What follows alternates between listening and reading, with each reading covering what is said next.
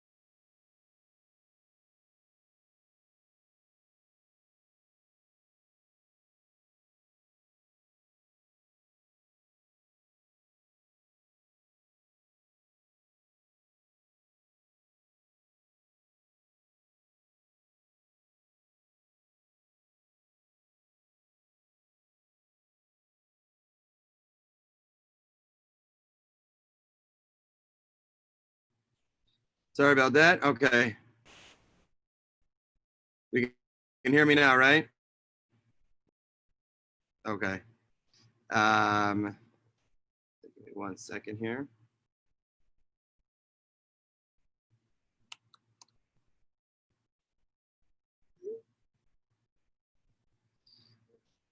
Okay.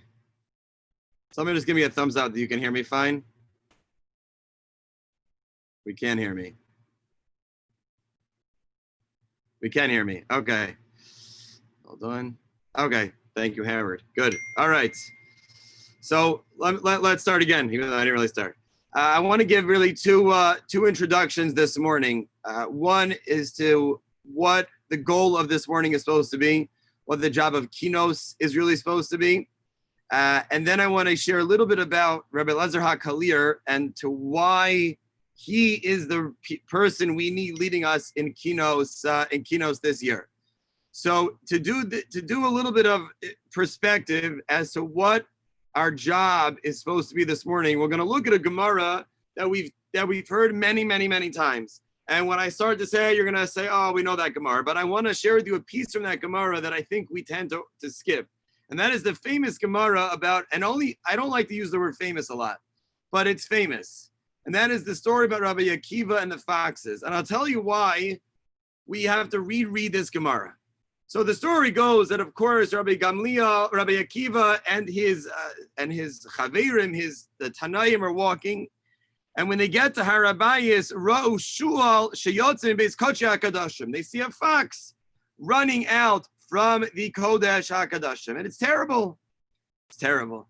And of course, we know what happens. He's Chilohin Bochin, Rabbi Akiva Mitzachik. All right, we know that they cry, he laughs, so they tell him, Rabbi Akiva, why are you laughing? He says to them, no, B'nai Atem Bochim, why are you crying? So they say, well, hey, why are we crying?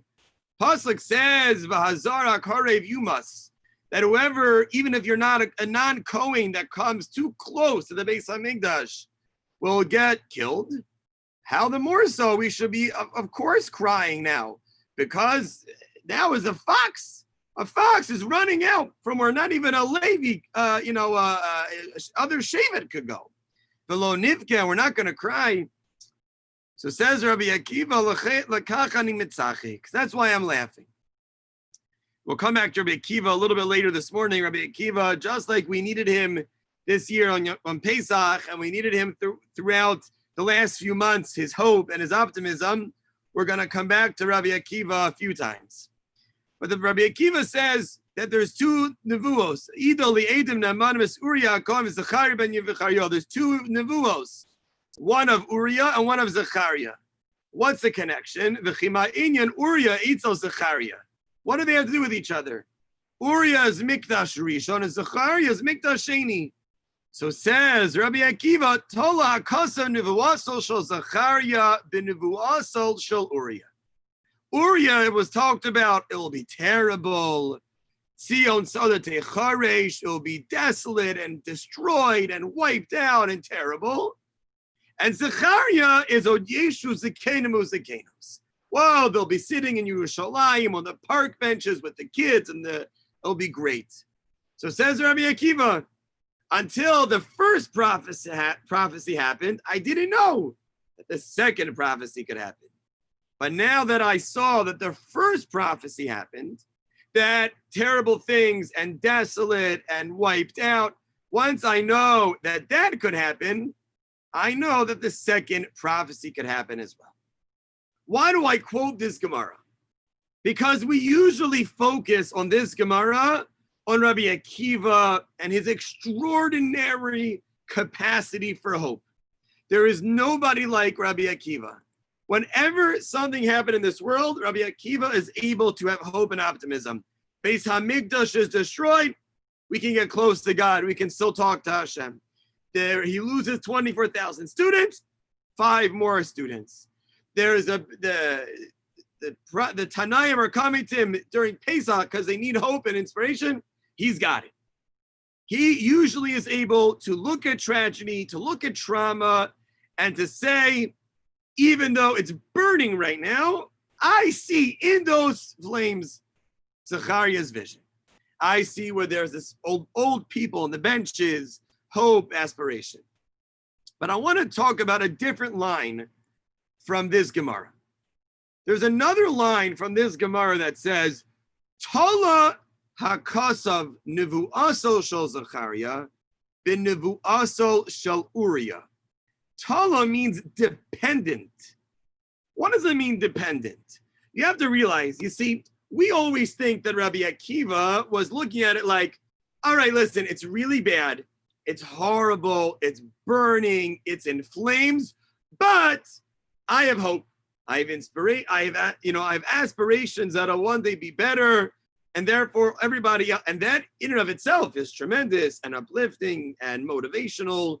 But Rabbi Akiva is not that way.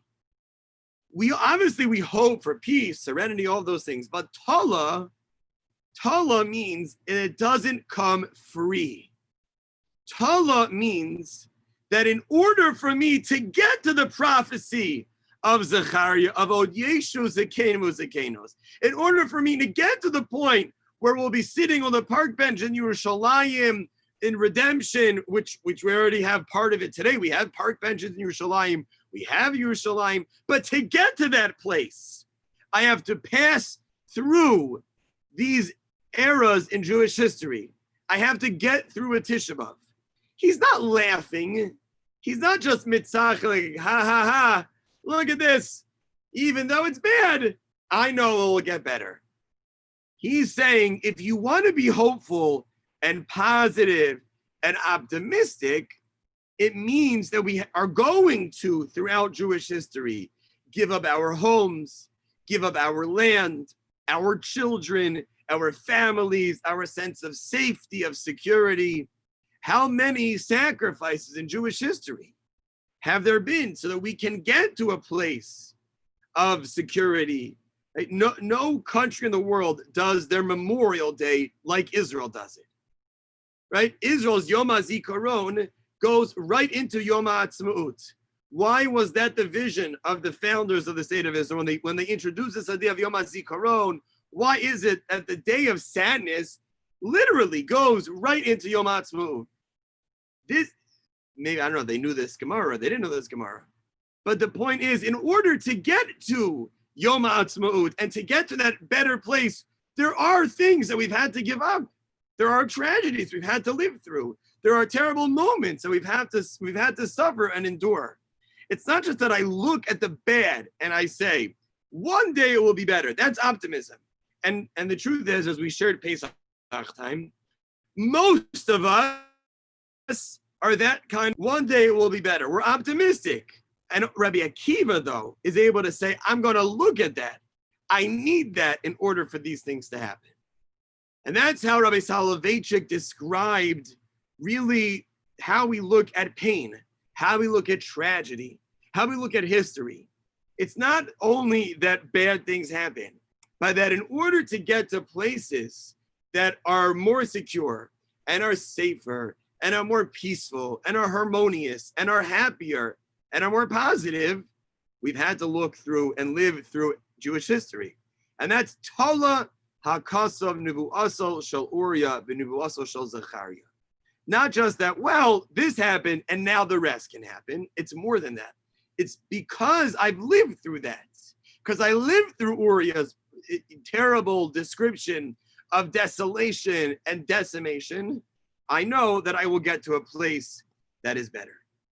And that's how Rabbi Soloveitchik even views Avraham. He's shaped by what happens to him. And Tisha B'Av is not a memorial. It's a reflection.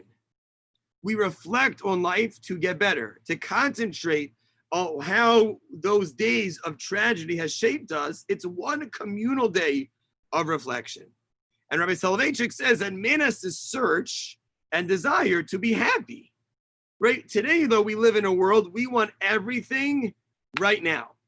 But the same is true with looking through these tragedies to get better. It's true in terms of happiness. I have to work at it. And the truth is that it's a major issue. We'll talk a little bit later this morning. It's an issue in halacha. Sometimes people say, halacha doesn't want people, just to be happy. We have values. And sometimes they run countercultural to what we might live in. But that's the point of Rabbi Akiva. The challenges of life are what shape us. They're what makes us who we are. It's what gives us meaning and purpose, and that's what Tisha B'Av is about. Tisha B'Av is about descending into this abyss. We look into all these terrible tragedies. We hit rock bottom.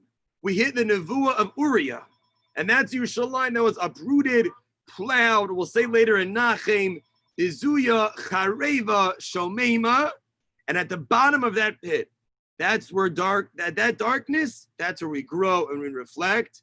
And that's what we quoted a few weeks ago, that we know that the rabbis tell us, Kol Mesaba al Yerushalayim, that if I mourn properly, Zoche v'roa b'simchasa, right? If I really mourn, I'll get to see its rebuilding. Now, it doesn't mean, says the Chassam Sofer, it doesn't mean that if I mourn properly, when Mashiach comes, I'm in first class. It means that if I can do it properly now, if I can descend into that world properly, I can find purpose even right now, and I can emerge even stronger. So that's what I think our goal is for this morning. We're living through moments and months of very, very difficult time period in our lives. Everything that has happened last few months has shaped us. What began right after Purim, how Pesach shaped us, how the next few months of uncertainty and confusion and illness and trying to figure out all of this, shilos that never have been asked before, grief, anxiety, sadness, aloneness, all of this the last few months is shaping us. Hopefully in many, many ways, shaping us for the better, but it's shaping us.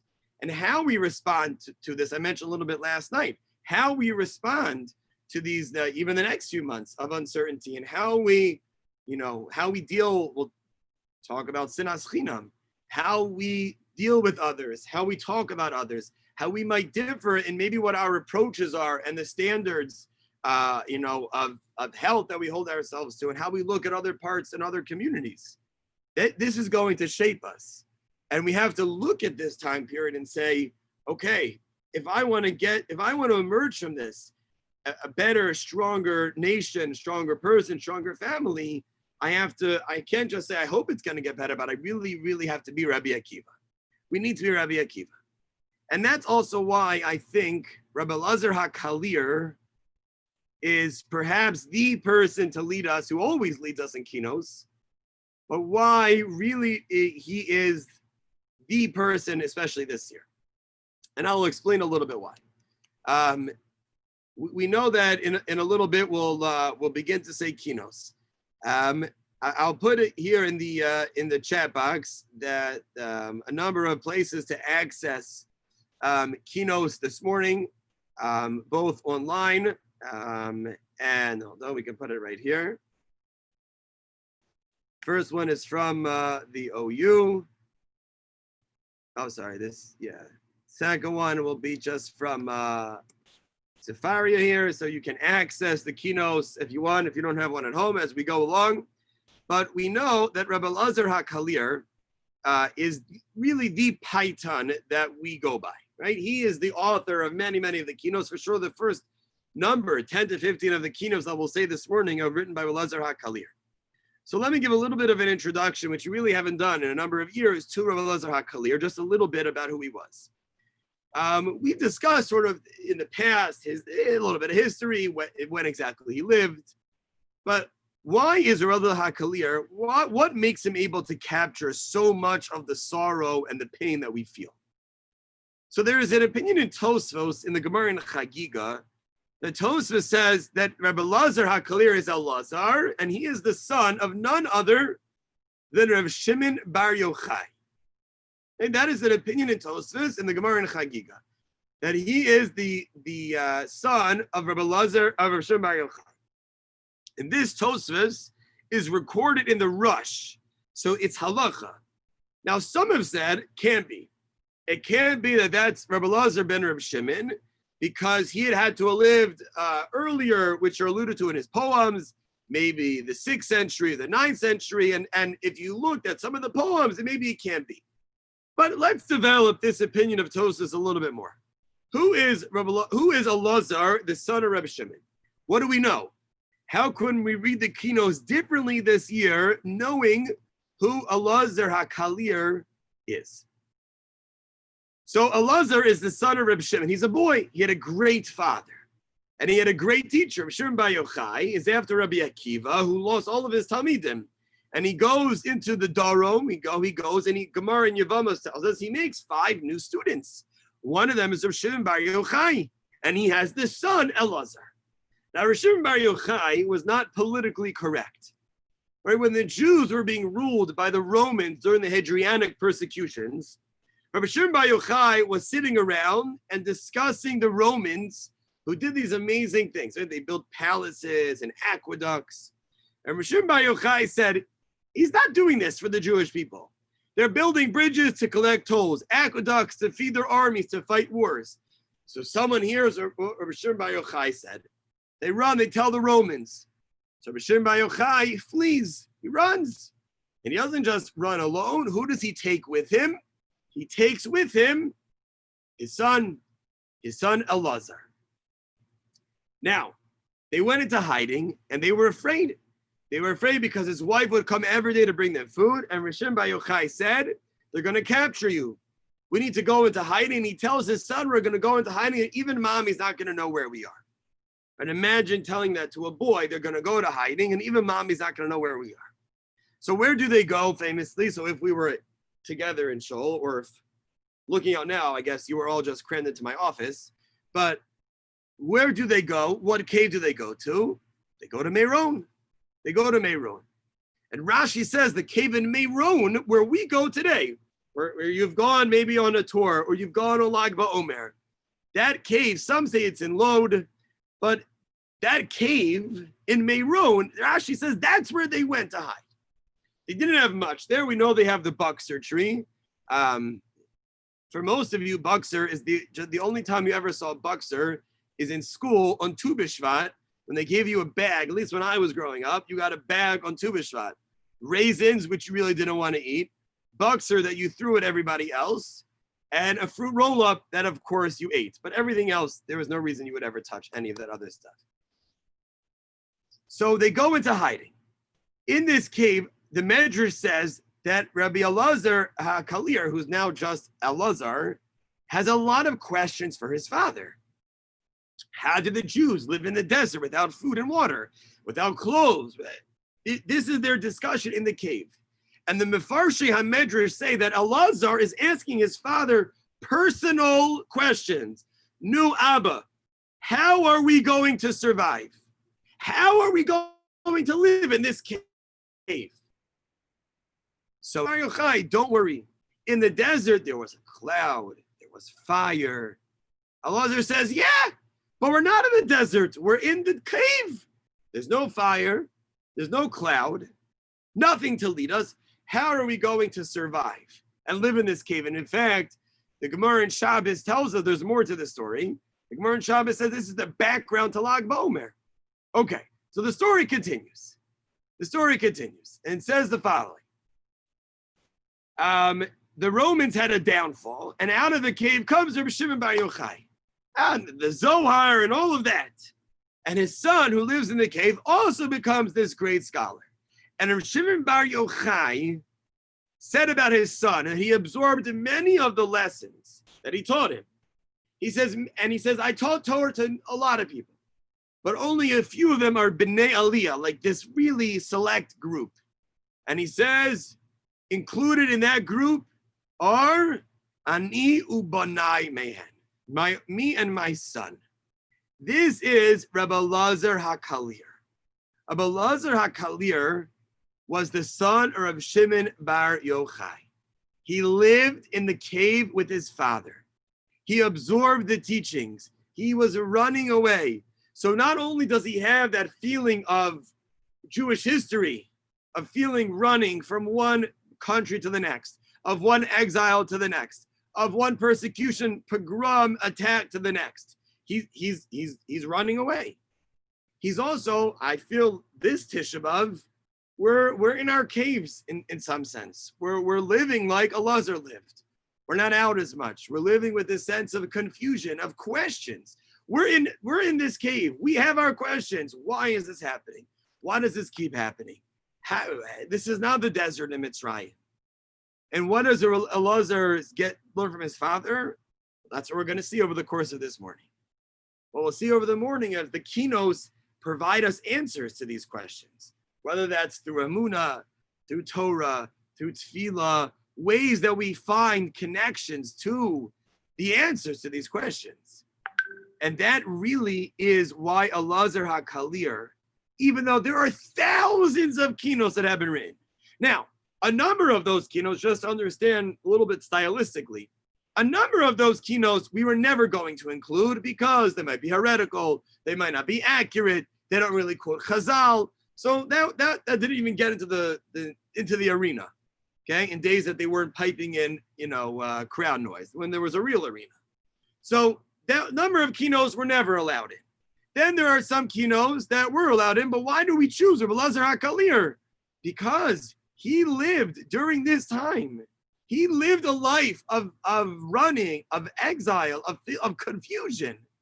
And his father taught him how to survive. And that's really what we'll do. And he does it in a way, and what's so unbelievable about these piyutim and why, it's fascinating. I remember that my first year that we ran this keynotes program, and after keynotes, whatever, as we'll see this morning, we're not going to do all of them. We'll skip around a little bit.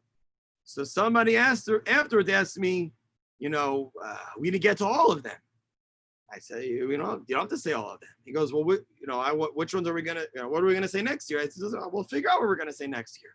There is no rule to how many keynotes you should say.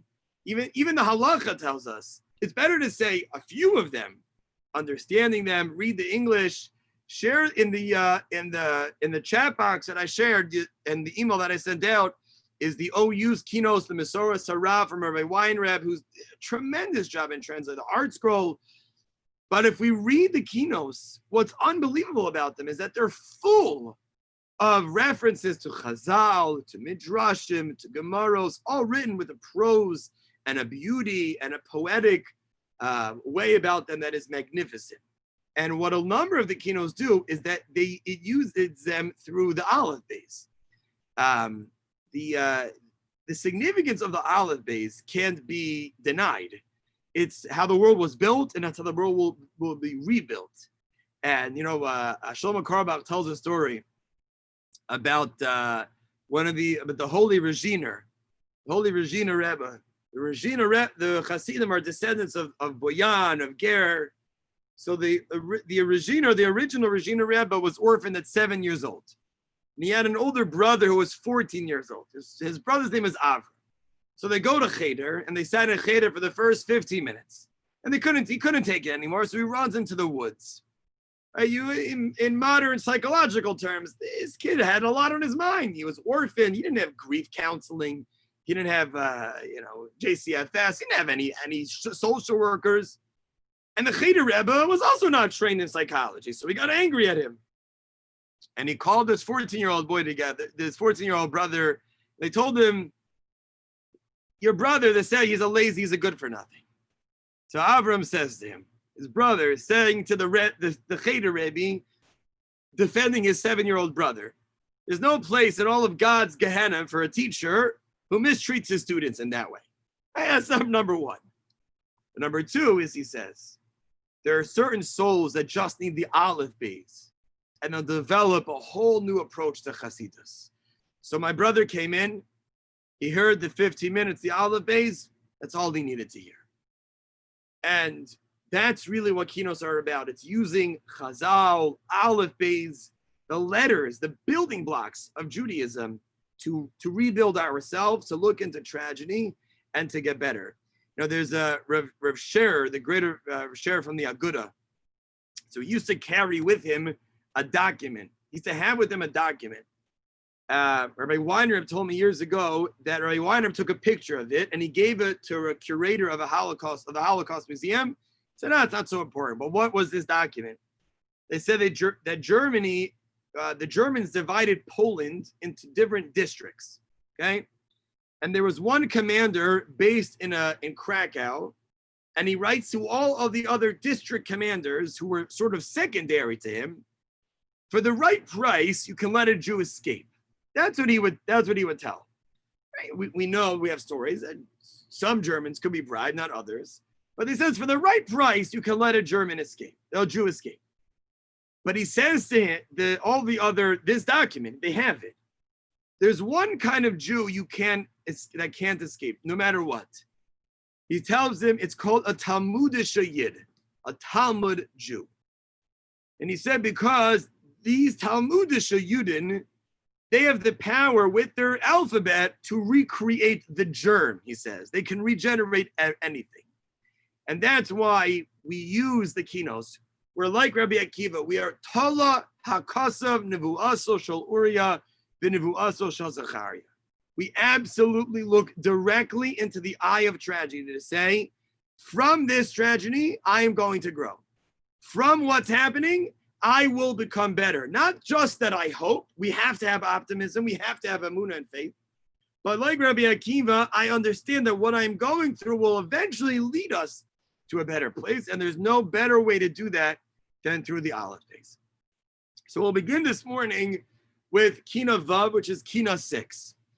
This Kina, and for those that might be joining us for the first time, because we're virtual, and one of the things I think that Mirz Hashem, when we're able to reconvene as normal again, one of the things that Mirz Hashem will stay will be virtual learning. No better way to be able to connect with so many people on a variety of platforms, no matter where you are, to learn Torah together. So Kina, so we'll go through a number of kinos. Some of them we'll share a little bit more in depth, some a little bit more of the themes, some more of the text. We obviously cannot do this for each and every kina, so we'll feel free on your own, take your pace, read on your own. The CRC, as I shared yesterday, has videos on a number of kinos that we prepared. So feel free to access that this afternoon. But let's begin. So Kina Vav, Kina 6, is one of the major themes of the first Kina is really twofold. The first is just a sense, just grab my kinos here, is a sense of Shavas. The Kina begins with the word Shavas. Now Shavas here doesn't mean Shabbos, although the idea of Shavas means sudden. What Ozra Kalir is telling us, that one of the major tragedies of the Churban was that it happened suddenly, right? Shabbos starts suddenly. Right? The idea of Shavas is almost shocking. I mentioned last night how the loss and the pain in this community, our own community. But no matter what, no matter how long a person suffers, when a person is lost, there is a shock factor. Even though the Jews knew, even Yirmiyahu Navi, if you look in the Haftarah for Bahar, he knew, he's the one that told the Jews it's going to happen. He left, he had every intention of returning, and when he gets back, he's shocked that the Beis HaMikdash is being destroyed. And Rabbi Soloveitchik explained that the Jews thought they were invincible. Rabbi Soloveitchik says, why did the Jews not believe it? The answer is that no one believed that anyone in the world would be strong enough to defeat the Jews. People assumed the Jewish people, and especially the warriors of Zion, Yerushalayim, were invincible. And he says they were convinced that Knesset Yisrael had a quality. That essentially what the Rav is suggesting is that we never thought this would happen. We never thought that would happen to us. And that's the first theme of this Kina. As we'll come back to a little bit later this morning, as we, as Hillel Torah, Skokie Yeshiva just ran their Names on Numbers documentaries. And I personally get the chance to work alongside just to see the work that's being done, at least I see it firsthand in Hillel Torah, the amazing work of the Hillel Torah Names on Numbers, Lori Pinchon and Lori Hasten. And one of the amazing things that the students learn at the end, then they ask the survivors for one lesson, right? What was the one lesson would be? And many times the survivors tell them, if someone tells you they're going to kill you, you have to believe them. And that's what this Kina is about. But there's another aspect to this Kina that I would like to focus on, because I think even with, I don't want to make this Tishma of just COVID-19 pandemic kinos. There are unfortunately a number of other things to talk about. That if you look in the words of the kinos, the second line of the kina says, "Chiomos hasimuni be'edrei chaverai." They called me dirty and repulsive, based on a pasuk last night in Eicha, in the third parak of Eicha. This means that we people have contempt for the Jews. They view us as dirt, as refuse. Look, we can talk a number of things in Jewish history. You can go back to the Crusades, but you can go just to the Holocaust. You can go back to Mengele and experiments. Go to the Holocaust Museum. There is a whole section when experiments done to the Jewish people. Why? You're garbage. You're garbage. That's why today, when there is so, and unfortunately, there's a tremendous amount now of fight back and opposing racism, which always should be. And yet, when it comes to anti-Semitism, it's not as mentioned as much. Thank God the other day a rapper got kicked off Twitter and Instagram. Thank God. And there are people, UN Watch, Hillel New Year, people that are doing tremendous work in helping stopantisemitism.org, social media. But just yesterday, there was a discussion about Twitter. And the person running, one of the defendants, so to speak, of Twitter was asked, why is it that Trump, and I'm not here to discuss Trump politics, you can do that on your own. It's really good for sinas chinam, get in politics and fights about Trump. But they were asked, why is it that Trump got censored and his tweets got censored? And yet the Ayatollah of Iran, who tweets literal things like genocide to the Jewish people, why was that not censored? And the answer was no, because one might be instigating hate and harm, which would be Trump, and this is more political, and it's astounding. And even though we're fighting back and we're trying, in 2019, there were 2,100 anti-Semitic incidents. That is an increase of 12% from 2018. There were 919 acts of vandalism, which are up 20% from the previous year. You can go on the ADO website, you can go on the UN Watch website.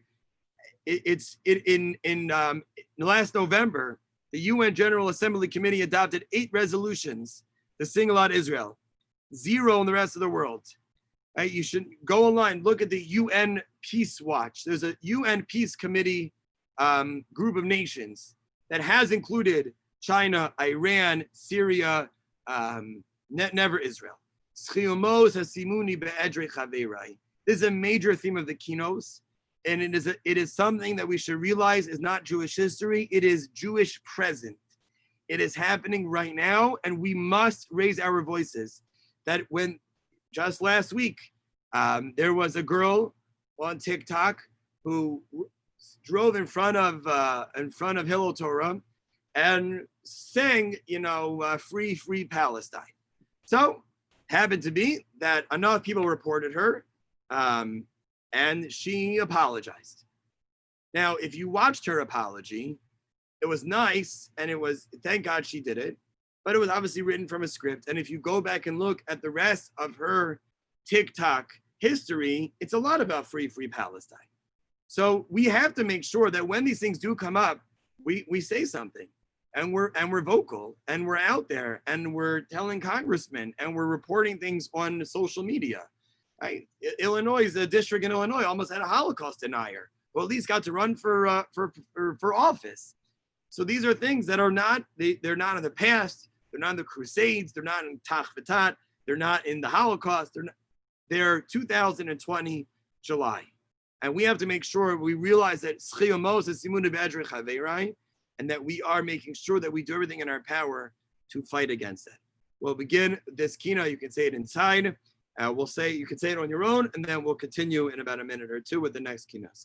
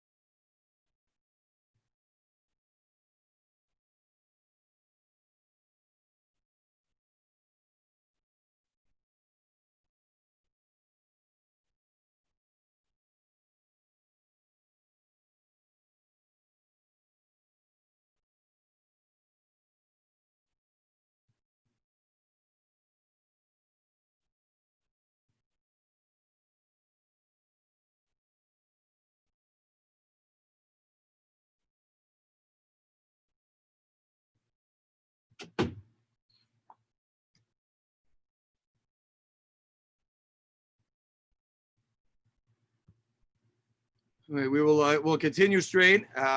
Hopefully, I'll try to put the keynotes up on the screen so we can say it as we go along. Second here. Okay, we'll continue now with Kina Zayin. Kina Zayin is the 7th Kina. And this Kina, we spent some time in a shir a few weeks ago going through this Kina. It is about questioning. Now, if you have the Kinos, you'll notice that stylistically, this Kina is essentially going through terrible moments and saying, Yirmiyahu Navi is saying, I'm sorry, Elazar HaKalir, who has the allowance to sort of talk in this way from Yirmiyahu Navi and Eicha, he says, Eicha atza ve'apecha. How could you?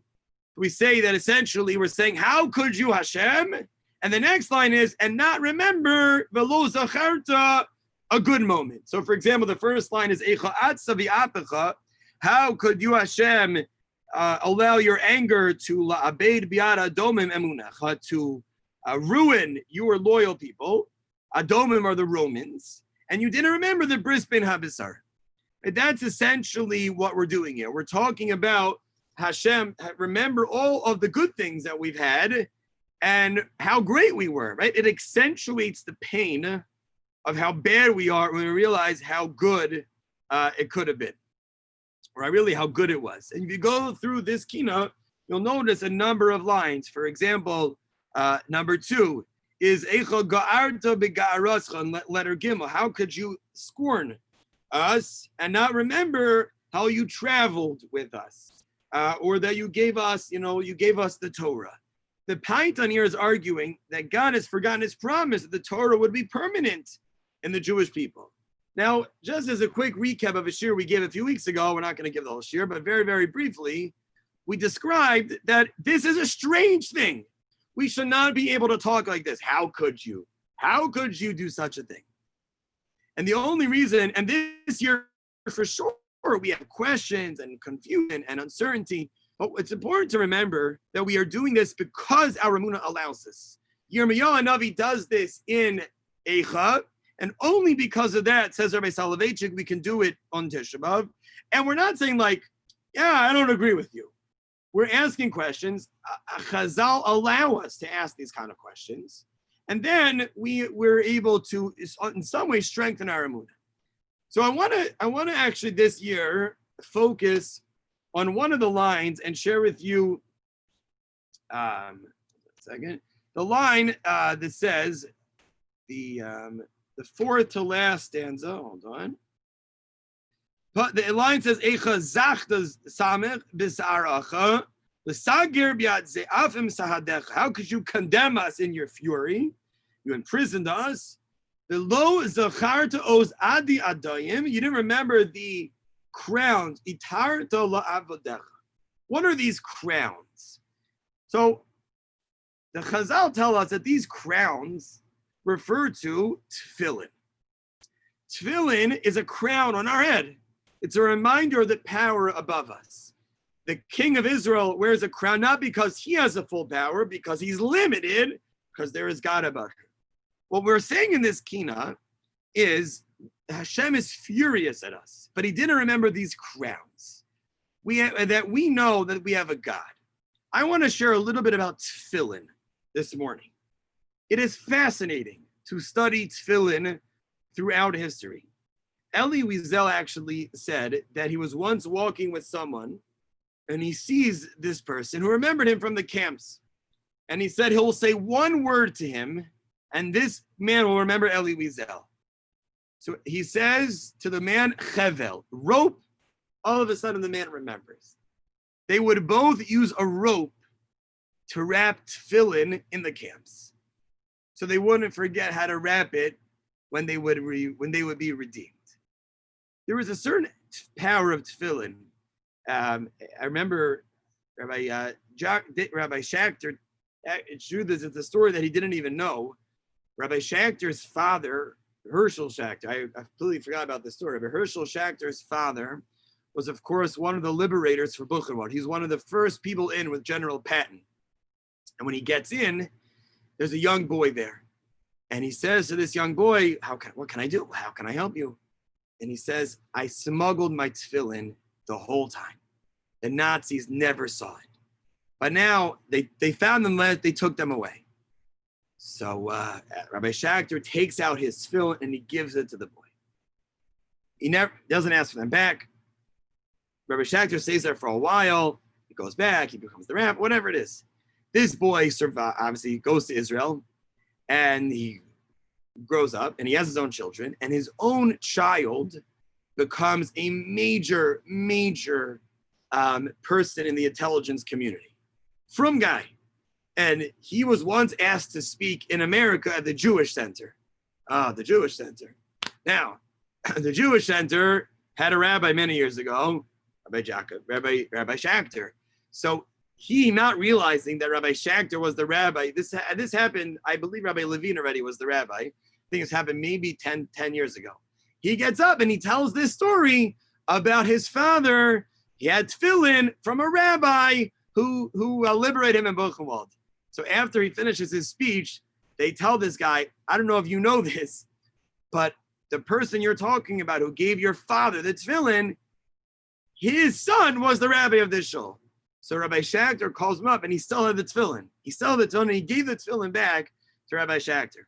But anyway, the tefillin throughout the history has been this reminder, right? There are certain things that Jews have sacrificed, right? They sacrifice themselves for Torah. We'll talk a little bit later this morning about certain shilohs that were asked, things we would never have thought of. Should we sacrifice our lives to teach Torah? Certain mitzvos that Jews said, I have to do it. Tefillin is one of them. And I want to share with you a story that was one of the shilohs that Rabbi Ephraim Oshri is asked in his shilos and shuvos mi ma'amakim. We know that Ephraim Oshri was asked these shilos. He was in the Kovna ghetto. We have in our own community, Adina Aaron, I believe her mother has told me in the past that she knew of Ephraim Oshri. He was not the Rav of the Kovna ghetto. The Rav of the Kovna ghetto is Rav Avram Shapira, but he was the right-hand man, and many shilos came to him. He did not have access to other rabbis, to Sfarim, to internet. I know I mentioned in the past to Devorah Nussbaum, Aleha Shalom, I mentioned many times when I would read through Rabbi Appel's concise code of Jewish law, and we do it in school with our students, I would remark, I don't know how anybody was a rabbi before the internet. I could not have been a rabbi before the internet. The knowledge that Rabbanim had at their fingertips, that they were obviously and the research that they did. Today our research is obviously we rabbis research shilos, but the access, you can go into Bar Ilan and you can find anything you want. You can go to HebrewBooks.org and have the manuscript of that actual sefer. You didn't have to go to, this year my Tishra preparation was harder because I couldn't go to Skokie Library. Okay? How these Rabbanim, so they are shilos that were asked, they didn't have anything. It was always on their minds and what they could think of, and their knowledge of Rishonim and Achronim, and then the weight to paskin a shaila without somebody to run that shaila by. Right? We run our shilas by our chaverim, by Gedoli Hador, by poskim just to make sure we got the right psak. What would this psak? Right? Certain shilas have to go to Rav Schachter. They have to go to Rav Shlomo Zalman's and to the Rav Elyashiv's. And they didn't have that. It's an odd. Every time that I study a tshuva from the Holocaust, I am just amazed. You have to remember that Ephraim Oshri writes these tshuvos, but he doesn't write them. He then later, he jots them down sort of. He then he hides them. When they're found, he then writes them out fully. So one of these tshuvos that he was asked, and it's amazing because all of these sources are coming to him, but he's not writing them down in the Kovna ghetto. But he's asked that he had in his group a group of people called the Tiferes Bachurim. They were groups of Jews that wanted to learn. Men, women, young, old. They wanted to learn Torah. So in one of these groups, there was a family. He says, there was one child Mishpacha Sharshavetsky. Okay? And he loved learning Torah. So this boy came to him and he says, can I emutar lahaktim mitzvos hanochas tefillin? I want to put on tefillin. Problem is, I'm not 13. I'm not 13. I want to put on tefillin. And I'm not, I'm not a month from my bar mitzvah, and I'm not some people put on 3 months for their bar mitzvah.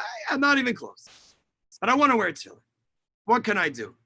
And the issue was that he says, if I don't put it on soon, Kishema nigzar olav sheyasve in a kinder action. I could be selected and I could go to the death. And I don't want to go to my death without putting on tefillin. What an amazing shaila. Ephraim Ashri writes, Kishashamati miyelet sha'ashuim. When I heard the shaila, nizlu einav dimos. My ears, my eyes began to cry, V'amarta belibi. And I said what we say in Kinos, Miyitein roshimayim ve'ini mikor dameh. And I cried night and day. So of course, Rav Ephraim Ashri says that even though we're not going to go through the whole halachic sugya, that even though the Ramah says it's better not to, and English, you shouldn't really change it, here, of course, you could do it. And I told him, so when I told him what to do, that you should do it, you should wear the tefillin, and lo and behold, that's what happened. He puts his tefillin on, and he doesn't get to his bar mitzvah. Why is it that this boy wanted to wear tefillin? Well, there's a lot of reasons, and I'm sure if you talk to poskim and sociologists, they might give you a lot of different reasons. Personally, there was a feeling that he wanted to be one of the men. He wanted to feel part of Klal Yisrael. But tefillin, he didn't want to just keep Shabbos. Tefillin represents emunah in what's above me.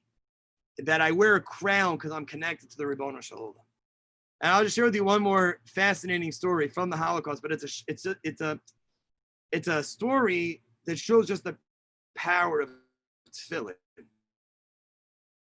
Not towards tefillin. We just finished davening. Nobody wore tefillin because tefillin is beautiful. It's tiferes, right? And we're not beautiful this morning. Later on, we are going to be beautiful. So there is a shaila, and the reason I want to share the shaila is because it's very unfortunately, but just to show sort of the timelessness of Torah, it's apropos for a pandemic. There's a shaila about a man who is sick. He has a contagious disease, so he's got to go to the hospital and he has to be quarantined. But the issue is that if he's quarantined, the shaila is anything in that hospital has to be destroyed. When he's cured, and he will be cured, he has to go home, new clothes, and whatever he came in with has to be destroyed. So the shaila was asked, can he bring his tefillin in or not? If he doesn't bring his tefillin in, he's not wearing tefillin. It could be for weeks, months, who knows? If he does bring his tefillin in, they're going to have to be ruined, right? So what should he do? Big shaila in the poskim. And in the 19th and 20th century, this shaila was really a hot point of debate. Some said, goes without saying, he's got to wear his tefillin. Some said, okay, he's going to burn his tefillin. He can't do that. So it came down to two poskim. Rav Yaakov Weidenfeld, who wrote a sefer called the Kochav Yaakov. He had several sons, brilliant, and he was a Rav in Dumbrov. And he has a tshuva in which he says, don't take the tefillin. You can't take it. Leave him home. From Meshulam Roth, who was a great posting as well, wrote a shal the tshuva called the Kol Mevaser. He says, absolutely, it's not only mutter, it's a mitzvah. So the story goes like this. In 1946, the brother of the posek who said you shouldn't wear them, he was known as the Tibshina Rav. He's a Rav in Galicia, which is near an apartment that's near Krakow. He went through the entire Holocaust, went to Siberia, ended up in Tehran, got himself to Israel, and he has a sefer called the Dove of Mishar. So he learned with Rabbanim that would come through his town. And one of them was Meshulam Roth. So just to give you the picture, at his table now is Rav Meshulam Roth, who said, bring the tefillin in.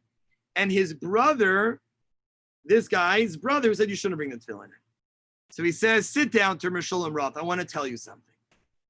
He says, you criticize my brother for his psak to not bring the tefillin in. And he begins to cry. The Tabshina Rav begins to cry. He says, I survived through all those talents, but my brother died. And he says, I know. He says, 1942, 1943, they got a note that I heard your brother died. He says, but do you know how my brother died? He says, no, I didn't know how your brother died. He says, let me tell you how my brother died. They lined everyone up in the shul, and he named a German who was later brought to war crimes, who yells out, where's the rabbi? So the people were trying to protect the rabbi. If you look in Esther Farbstein's Sefer, B'Seser Ra'am, Hidden in Thunder, she has a section on people helping the Rebbes survive. It was their way of like legacy. But the Germans knew that the Rebbe was around. So there he was known as the Chazan Nachum. He was standing in the corner with his tefillin on. Remember, he's the posek who said you can't bring tefillin into quarantine. So the Germans realize he's the rabbi. He says, you're the rabbi. Are you the rabbi or not? He says, I'm the rabbi. They reach for the tefillin. They grab the tefillin off of his head. They throw it to the ground. He says, what are you going to do now, rabbi?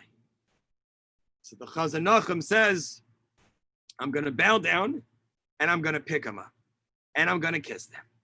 The German says, if you bow down and you can pick them up, but you are never going to kiss them. So he tells Rav Meshulam Roth, my brother, who said he shouldn't bring tefillin into quarantine, who you argued with, he bowed down, he picked up his tefillin, and the Germans shot him on the spot. So the Tabshina Rav looks at Rav Meshulam Roth and he says, do you see what my brother thought of tefillin? Atoro es hakesher shel tefillin shalo. Now do you understand what tefillin means to him? That's why he wrote the tshuva. He had his halachic reasons, but it wasn't because they weren't important to him. They were the most important to him. He says to Rav Meshulam Roth, you couldn't prose the depths of my brother's understanding of tefillin. And to show you something amazing, Rav Meshulam Roth, in his own shuvos, rewrote his psak. He tells the Tabshina Rav, I am going to rewrite my tshuva. He does, and in his own shuvos, in I think it's like tshuva test or something, he says, at the end of his tshuva, he says, Hadri bi, I retract my tshuva. He changes his psak based on the story that he hears from the Tabshina Rav about his brother of Yaakov Vidna, the Chazan Nachum, he was known as, about the power of tefillin. And that's really what this kina is about. We're sitting here during davening, we don't have tefillin. Our tiferes is gone. Right? The Rush says that the Shulchan Aruch quotes the Rush, Hayamaniach tefillin, and every morning he recited Birchos HaShachar, and at Oter Yisrael B'Sifara, he put his tefillin on his head, because that's tiferes, it's beauty. And this morning we don't have it. Our tefillin has been taken off, it's been thrown to the ground. And the goal is to sort of bring back and to pick it up and to kiss it. If you want, if you have Rabbi Lau's book, we're already too long on this kina, you can read Rabbi Lau's book about in the middle, I think like page 250-ish, is a beautiful story about him putting on tefillin and somebody after the Yom Kippur War. Also this idea of beauty, of tiferes, of picking it up and of kissing our tefillin. We'll say kina Zion.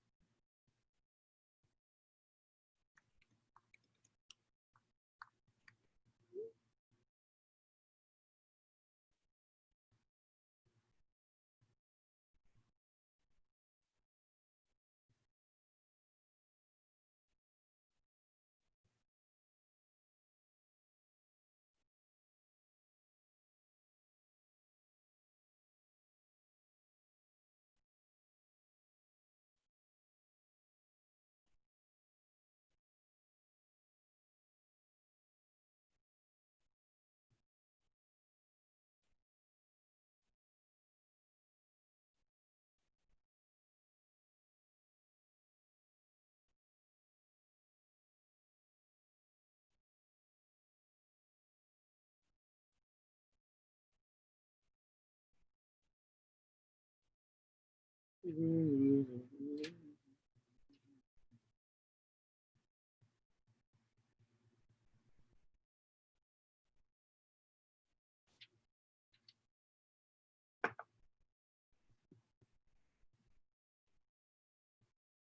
we've done in the past, we'll continue straight to Kina Ches.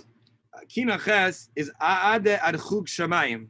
This Kina, also Lezo HaKalir, and for those that are just joining us, we shared very, very briefly this morning that Rabbi Lezer HaKalir, some identify him as the son of Rabbi Shimon Bar Yochai, and being the son of Rabbi Shimon Bar Yochai is somebody that lived in a cave, that lived with running, and lived with a sense of having to understand what it means to be persecuted, and at the same time to live under the wings of Rabbi Shimon Bar Yochai, and that his kinos are there to uplift us, look into tragedy, and to help us have a better approach to growing. And that's why perhaps his kinos are the ones that are more chosen. So here as well, Kina Ches is Lezer HaKalir, and you'll notice in this kina, first of all, the destruction of the Beis Hamikdash affects everything. Like the stars, the constellations, everything is affected by the loss of the Beis Hamikdash. But sometimes we think, how could I relate to the loss of the Beis Hamikdash? I don't know what that means. I didn't have a Beis Hamikdash. My grandparents didn't have a Beis Hamikdash. I don't know what that means. But we also know what it means to have tragedy. We also know what it means to live in a world that doesn't make sense. Anything that doesn't make sense is the loss of the Beis Hamikdash. Whether that is tragedies, personal, family, communal, national, anything that doesn't make sense, pandemics, that's a world of a loss of a Beis Hamikdash. So that's part of this kina. It affects everything. You also notice, if you look through the structure of this kina, the Paitan of Lezer HaKalir is so overcome with emotion that he can't even get past the letter Aleph. It's Aleph, Aleph, Aleph. He can't get to even letter Beis. And it's also in the individual, in the first person. It's helplessness. He can't get past the first letter. In the first 4 verses, he's seeking HaKadosh Baruch Hu, and then as you go on, he's asking other people for help. He's asking the heavens, Shemayim, Eretz. He's asking the Avos and the Imos. He's asking the Jews, the non-Jews, somebody, the sun, the moon, somebody to help us. Now, the last 4 stanzas actually are a little bit more about hope and about a little bit more about optimism. But what you have in this kina is a longing for HaKadosh Baruch Hu. It's a longing for God. And what is actually fascinating about this kina is that it gets to one of the core issues of what's facing us today. And this is we should probably give like these kinos like an asterisk. This will be a non-pandemic kina, and this will be a pandemic kina. So this is maybe a non-pandemic kina for now. Of course, they're all tied to everything. But if you look in the, it will be in the 4th verse. It tells us, Edve b'cholev la'amtzeyu.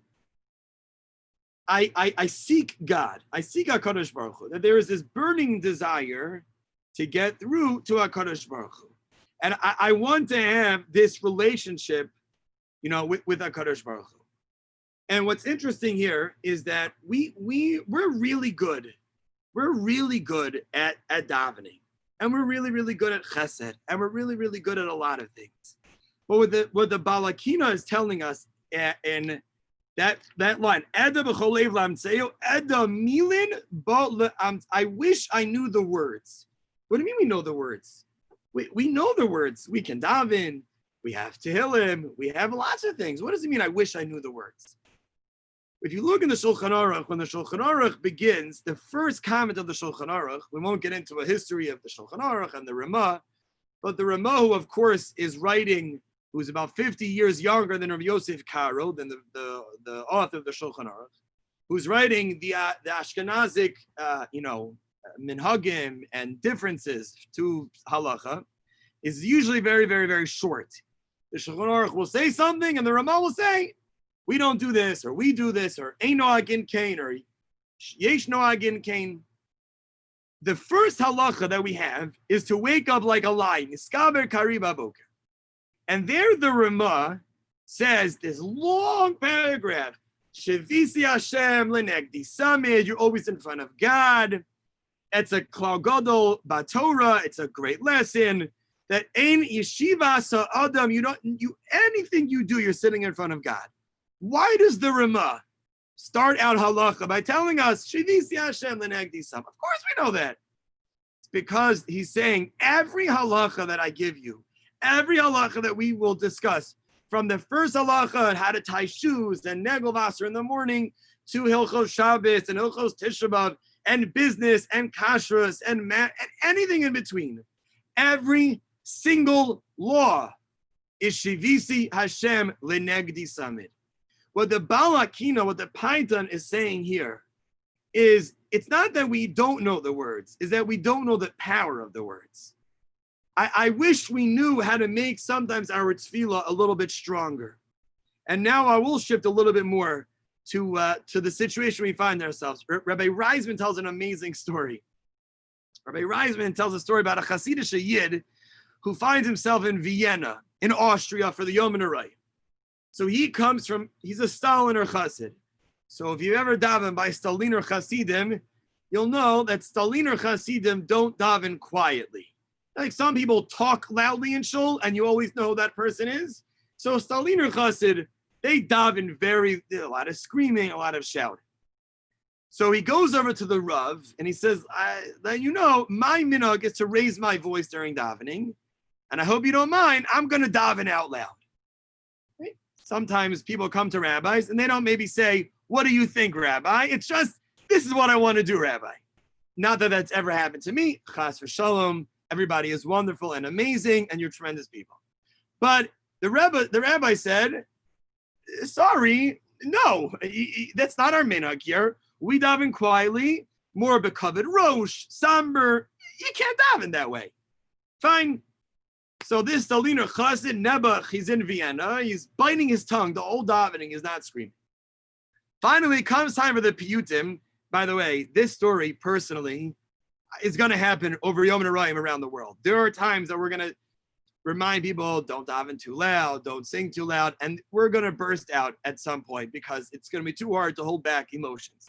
But this is what's happening. So at one point in the piyutim, he can't, and he doesn't go outside. He just booms it out. He raises his voice. So after davening, he goes to the Rav and he asks for mechila. He's got to apologize. And he says, I know you told me I shouldn't daven that way. And I was trying hard, but I couldn't at that point. So the Rav says, you don't have to ask me for forgiveness. He says, you didn't do anything wrong. We didn't do anything wrong. He said, don't daven out loud. Daven out loud. The Rav says, no. The plan, when you said to me you weren't going to daven out loud, the plan was that our minhag is daven with reflection and calmly. And if you plan to daven out loud, then you're going against our minhag. But if while you are davening, your heart is so full of emotion that you just can't help it, and you just burst it out, then that is not a contradiction to our custom. That is emotional. That is not planned screaming. That is connection. And then I think, I remember after Shavuos, I got a call from somebody after Shavuos who asked me an amazing question. In our show, and there's many people here that are not necessarily in our community, so thank you for joining us. Even my own family members, very nice to see you. We did a whole packet on davening. And one of the sections that I had put in that packet was Tefillah B'Tzibur. So after Shavuos, someone called me up and asked me an excellent question. Now, at that point, Shavuos, we were not yet back in shul. We were davening at home still. And this person asked me one of the most amazing questions. I don't know if he or she wants me saying their name, so I'll leave it out. They said, Rabbi, I get it, Tefillah B'Tzibur, it's powerful together, but I got to tell you, my davening at home has been amazing. My davening at home has been slow, has been uplifting, and this wasn't a person who was like lying about it. Okay?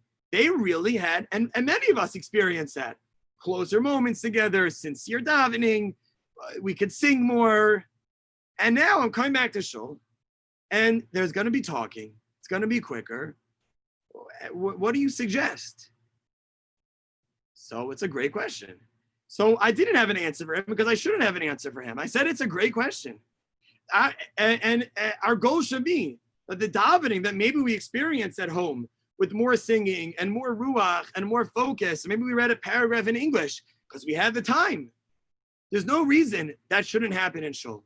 There's no reason that our tefillah b'tzibur shouldn't have that emotion and that connection, because that's really what tefillah is about. It's about this deep connection, this powerful moments of feeling. You know, the Gemara has a discussion about in Gemara and Sanhedrin between Amoraim, which Amora was better, Rava versus Rav Yehuda. So it's back and forth, and he says, you know, they only study Nezikin, we study this Masechta, you know, and it goes back and forth. So ask Rava, if we knew a lot more and we studied more, why are they better? So the Gemara says, Kadosh Baruch Hu liba ba'i. In the end of the day, Hashem wants our hearts, our emotions, and that's what this kina is about. And it's something that we struggle with today. It's something that from the left to the right. You know, we did a Shabbos Shub on this a few years ago. We struggle with it. That our barometer for greatness isn't in how much we know, but it's in our emotion. Now, you can't have one without the other. You can't just have emotion and not have halacha or tefillah or any of those things. But you can't just have halacha and tefillah without emotion. And that's how we have, as we re-engage in this world, we have to re-engage in our davening so that God is more involved. Re-engage in our learning so that God is more involved. You know, one of the my favorite psukim in all of Tanakh is when the Aron Kodesh is brought back in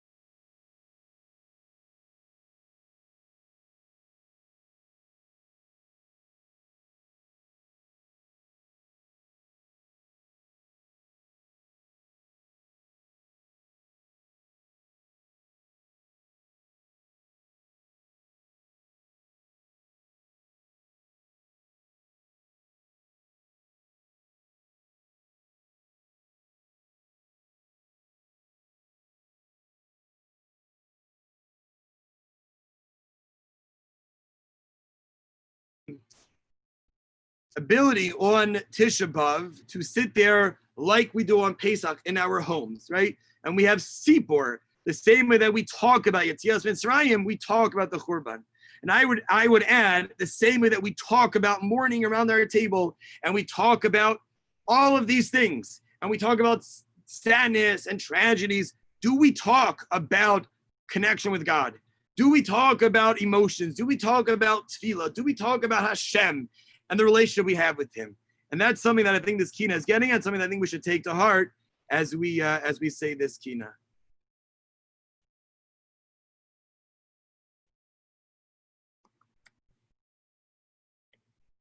We'll say kina ches.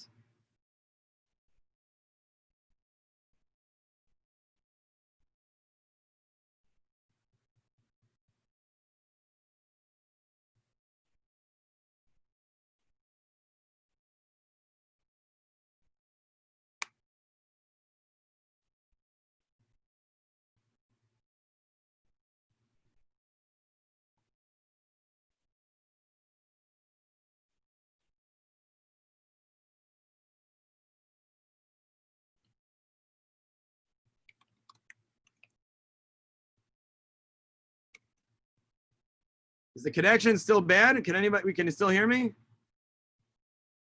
All right, we can hear me. Okay.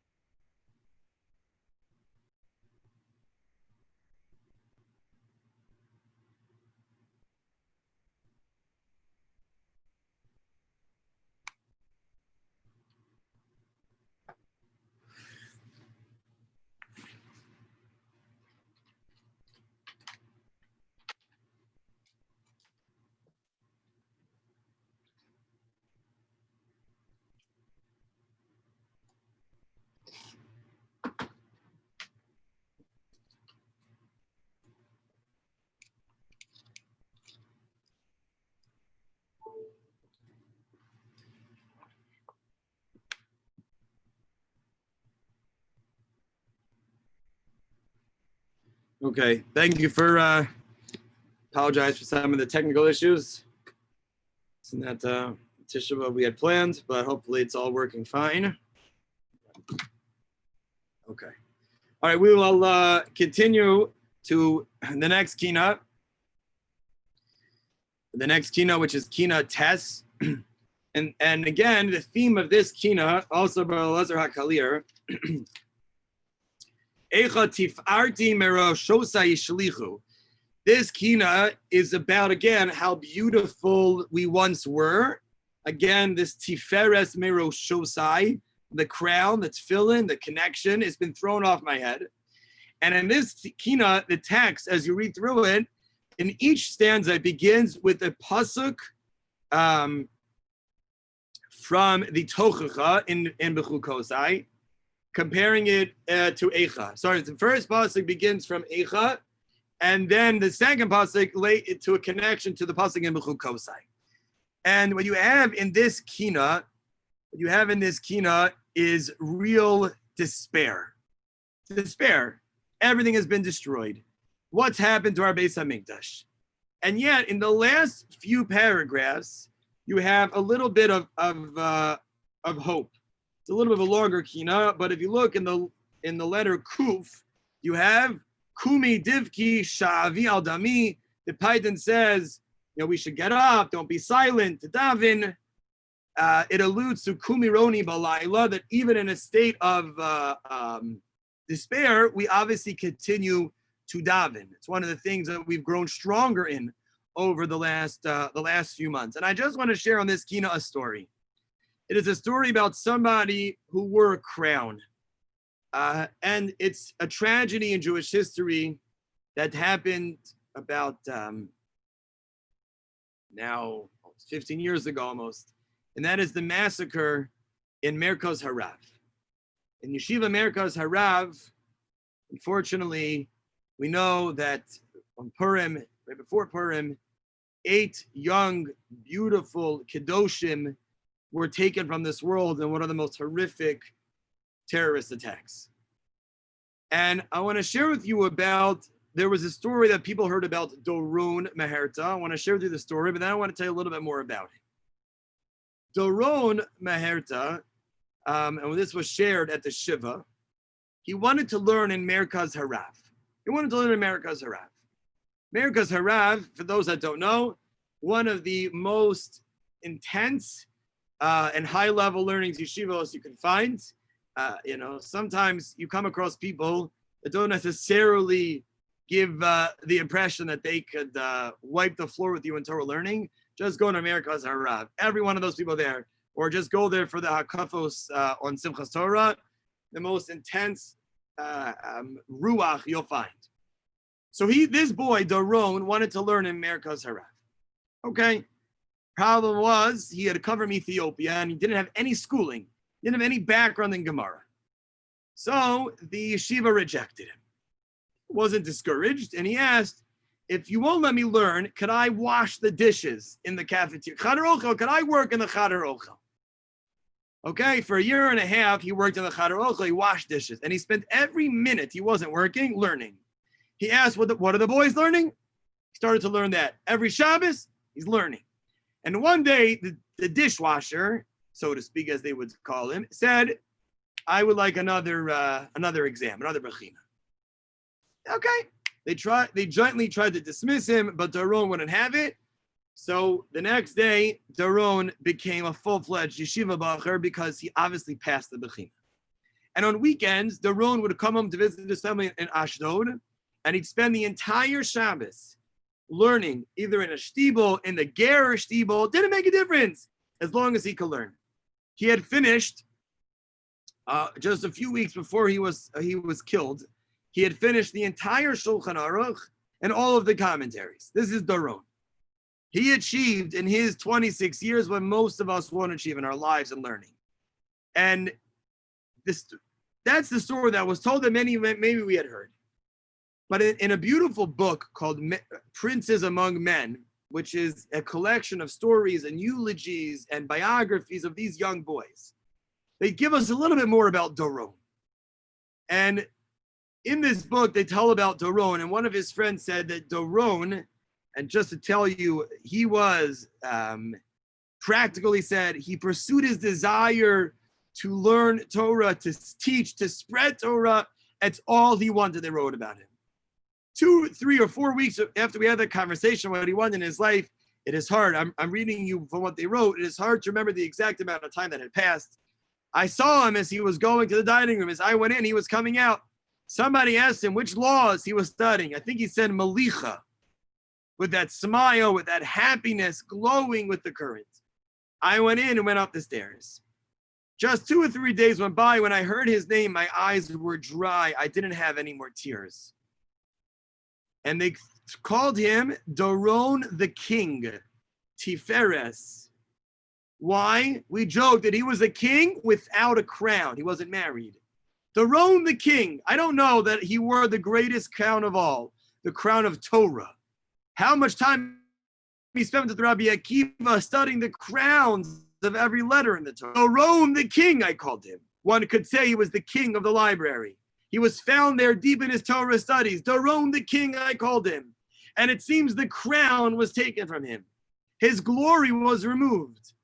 And our salty tears for the one who studied Malicha, studied the salting of meat. Every king has a crown. Doron, a man of life with the crown of Torah. His crown was taken, his glory removed. Doron is not a man in a story. He is not a marvel. He is a man of life, written from his yeshiva, his Rosh Yeshiva in Merkaz Harav. And I think this keen, as we go through it, about our tiferes, our beauty, should remind us about what our own learning opportunities could look like, what our own connection could look like, what other marks we could make in our own growth as Torah Jews in this world. Kina Tes.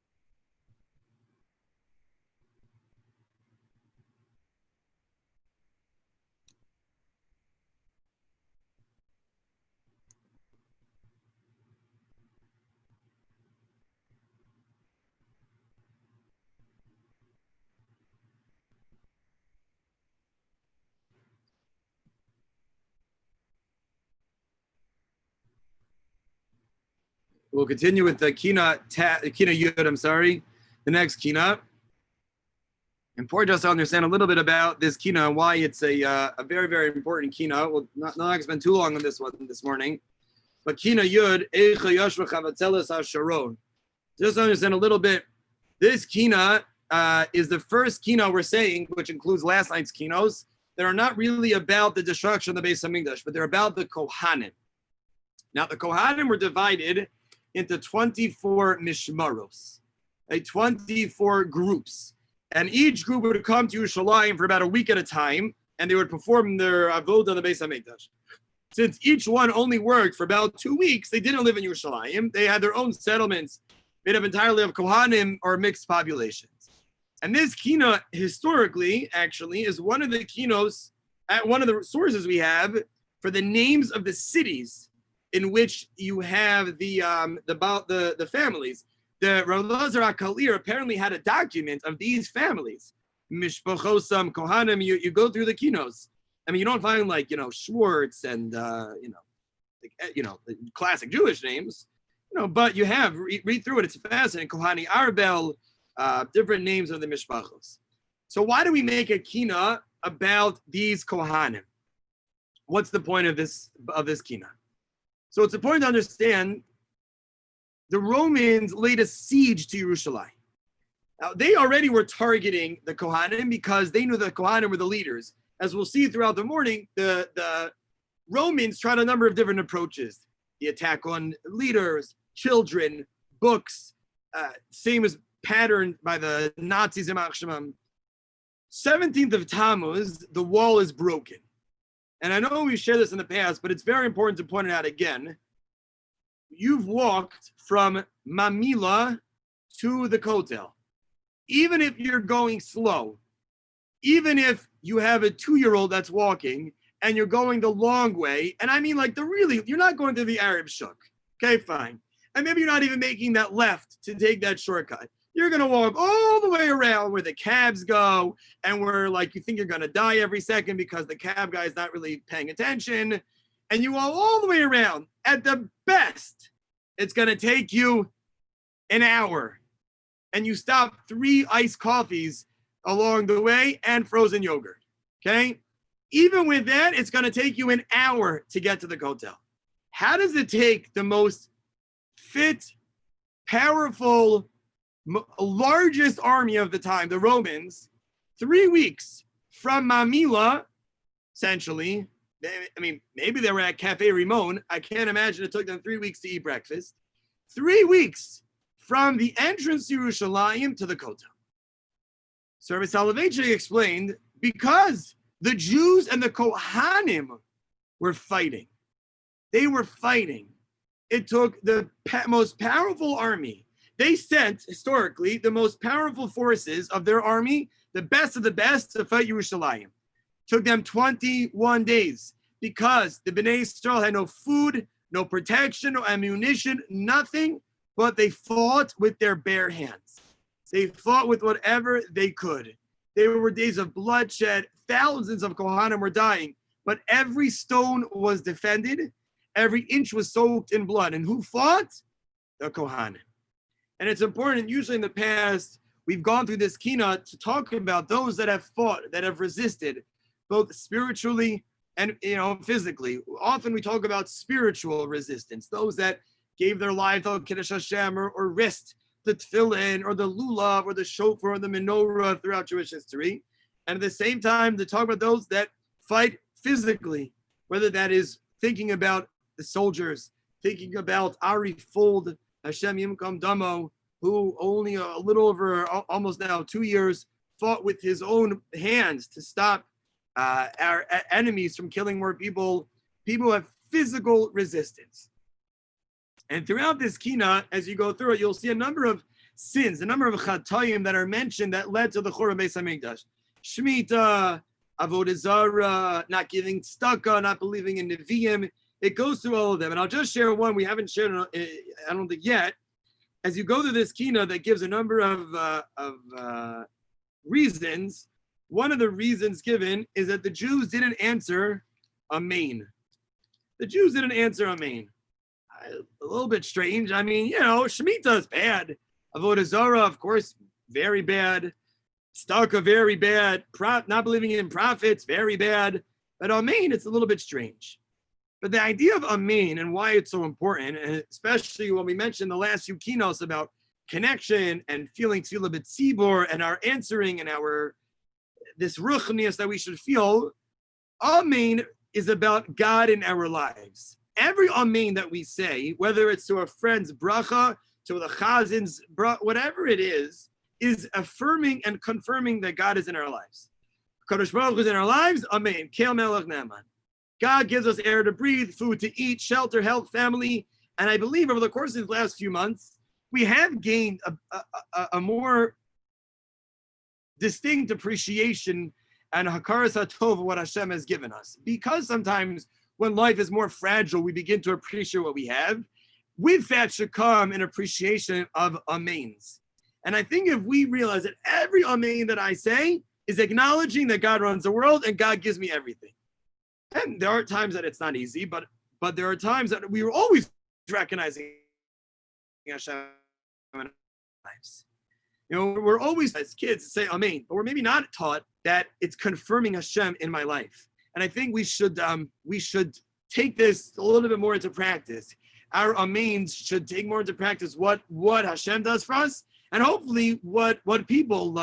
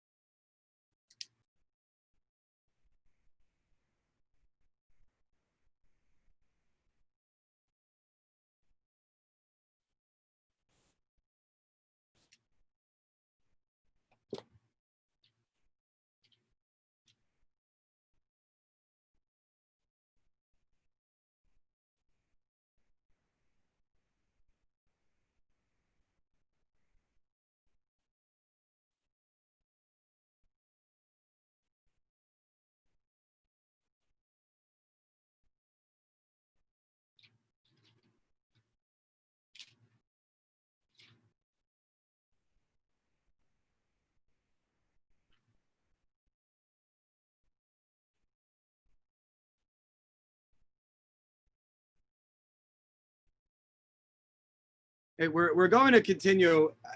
The next kina is kina 11. If there are other technical issues, you can just put it in the chat box and I can see, or if you have questions, or and if anything doesn't come through, I'm happy to try to answer anything. I don't want to spend a long time with kina 11. It's one of the most important kinos. So obviously we can't skip it. Even like in a certain halachic sense, one of the most important kinos. But I want to just share something very briefly on this kina that I think is just something very personal and very unique for our community, for our soul. This kina is Vayekonin Yirmiyahu Yoshio. This kina is not about tragedy. It is about one man. So significant that in this kina that Yirmiyahu writes for Yoshiyahu, that it is the entire parak, an entire prakim in Eicha. So the background to the kina is that there is Chizkiyahu HaMelech who tries to force a Baal Tshuva movement. His son Menashe rules longer than any other king, 57 years. He uprooted every good thing his father did. Menashe completely gets rid of. He gets rid of all of it. And he puts, after 30 years, tries to do tshuva. Hashem says, it's too late. His son Ammon, also an idolater, rules for 2 years.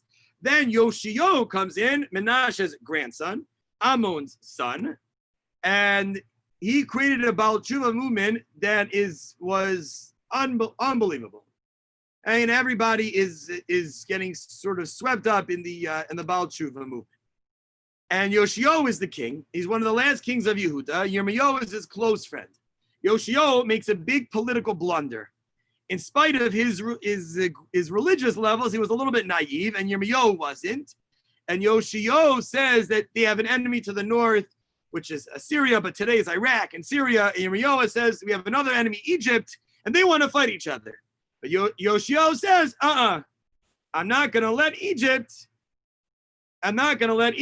pass through so that they can fight each other to attack Syria.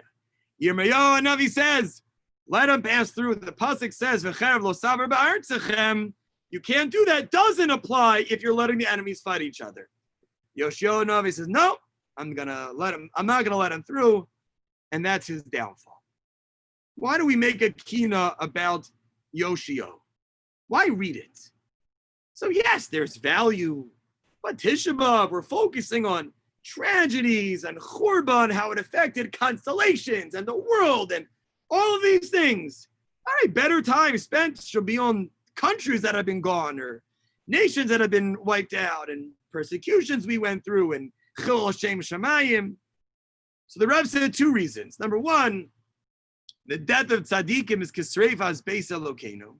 Later on this morning, we'll talk about some Gedolim of Sinai Adler, one of the great Gedolim that have passed away.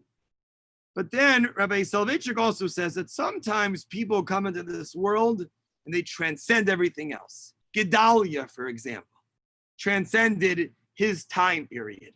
Yoshio transcended his time period. When we sit on Tisha B'Av, we tend to get lost in numbers. 6 million. 6 million is a crazy number. We need to personalize.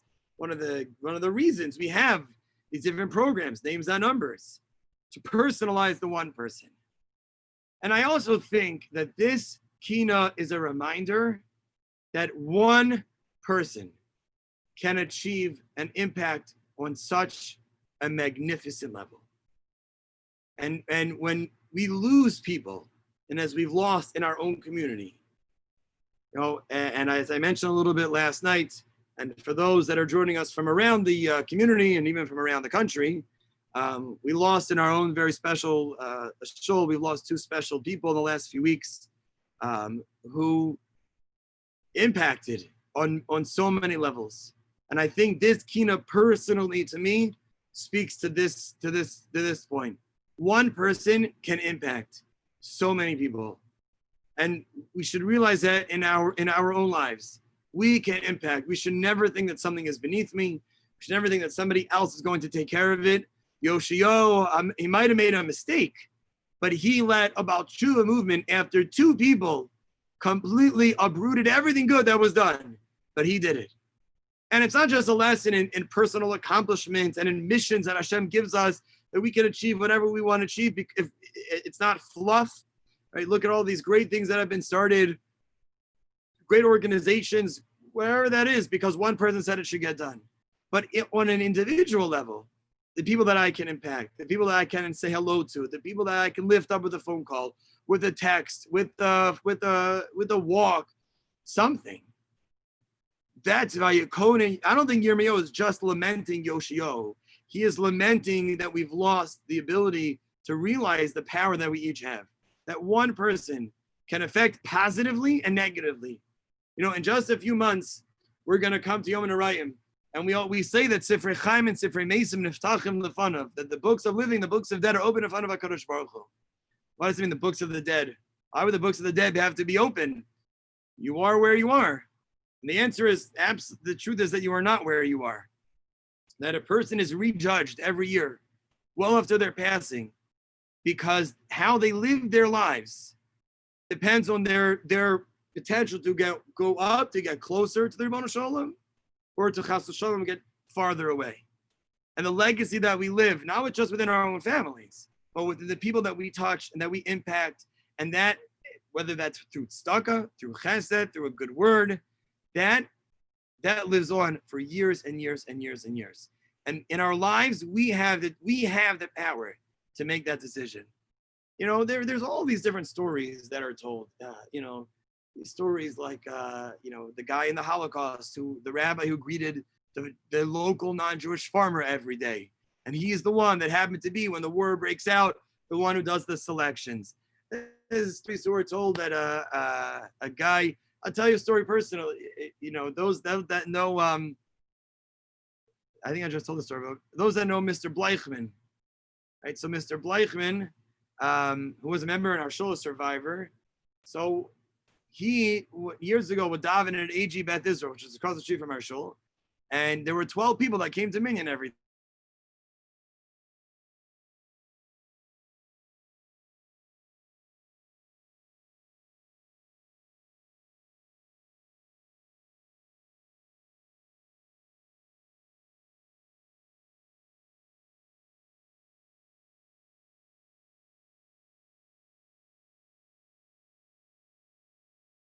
Day.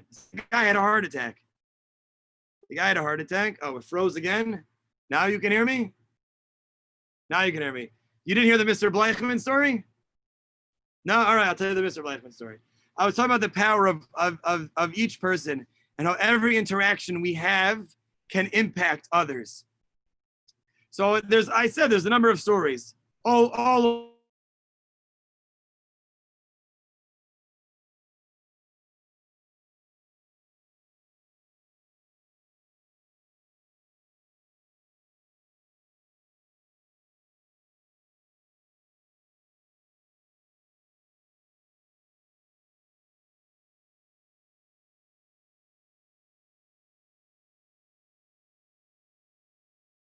over.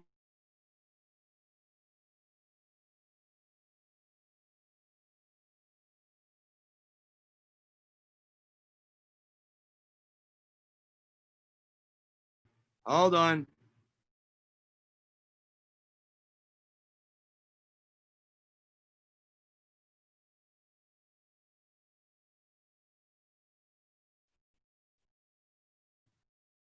Not good or good? Still not good. Hold on. Let's do this. No?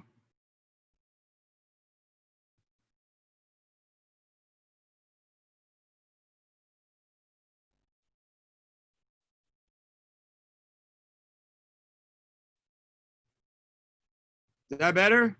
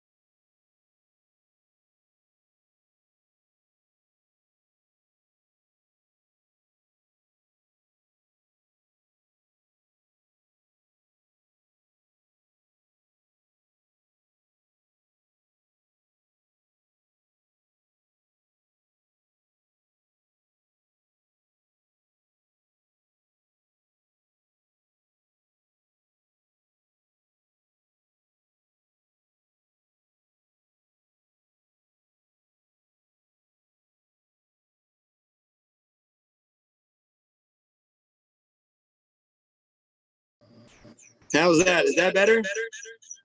Hold on.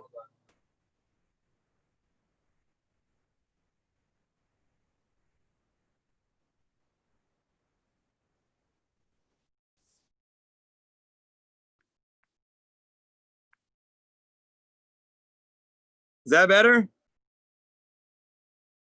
Okay, we're just gonna use my phone then. All right. Sorry about that. Okay, so anyway, we're talking about people and the ability to affect people on a very, very powerful way. So I was telling a story about Mr. Bleichman. So the story goes that Mr. Bleichman, when he would daven at across the street at AG Beth Israel, so every day there's about 11 or 12 same people. And one day, one guy doesn't show up. So Mr. Bleichman says, something's wrong. We got to go check. He's fine. He's whatever it is. He's fine. He said, no, we got to go. So Mr. Bleichman goes to this person's house. They knock on the door. Nobody answers. Mr. Bleichman breaks the window, goes into this guy's house, and finds that he had a heart attack. Calls 911 and saves his life. Every interaction we have with people is a chance to impact that person. We don't know on what level. It's saving a life, caring for them, but that's our legacy, and that's Vayikoni Yirmayahu Yoshio. And I think what I have learned over the last few weeks is that people have impact on so many ways we don't even realize it, and we make so many decisions during our day that could positively or negatively impact people. And that's what Yirmiyahu is really talking about, the power of the individual. We'll say this Kina, then we'll go to briefly to Kina Yud base as well. Kina Yud Aleph.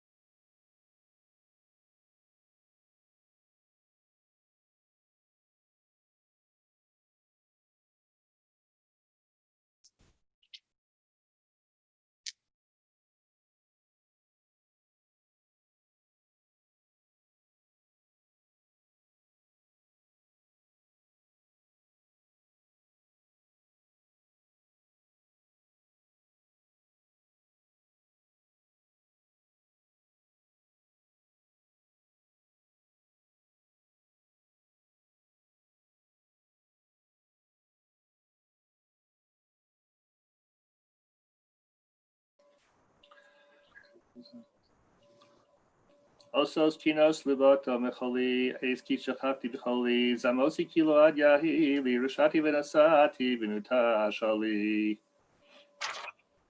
Thank you, Aaron. We'll continue now with Kina Yud Beis. Kina Yud Beis as describes the Beis Hamikdash. Ahali Asher Ta'avta. It's about the destruction of the Beis Hamikdash. Now it's hard to properly mourn the Beis Hamikdash because we never lived with the life of the Beis Hamikdash. But I want to share with you something very interesting about the Beis Hamikdash itself. One aspect of the Beis Hamikdash that I think sometimes we might realize, but maybe not to its truest degree, is that it was the place where physical and spiritual met. Right? In fact, the Gemara tells us that HaKohanim ochlim v'habalim miskaprim. Only when the people could eat, the Kohanim ate, then the owners that brought the karbanos could get forgiveness.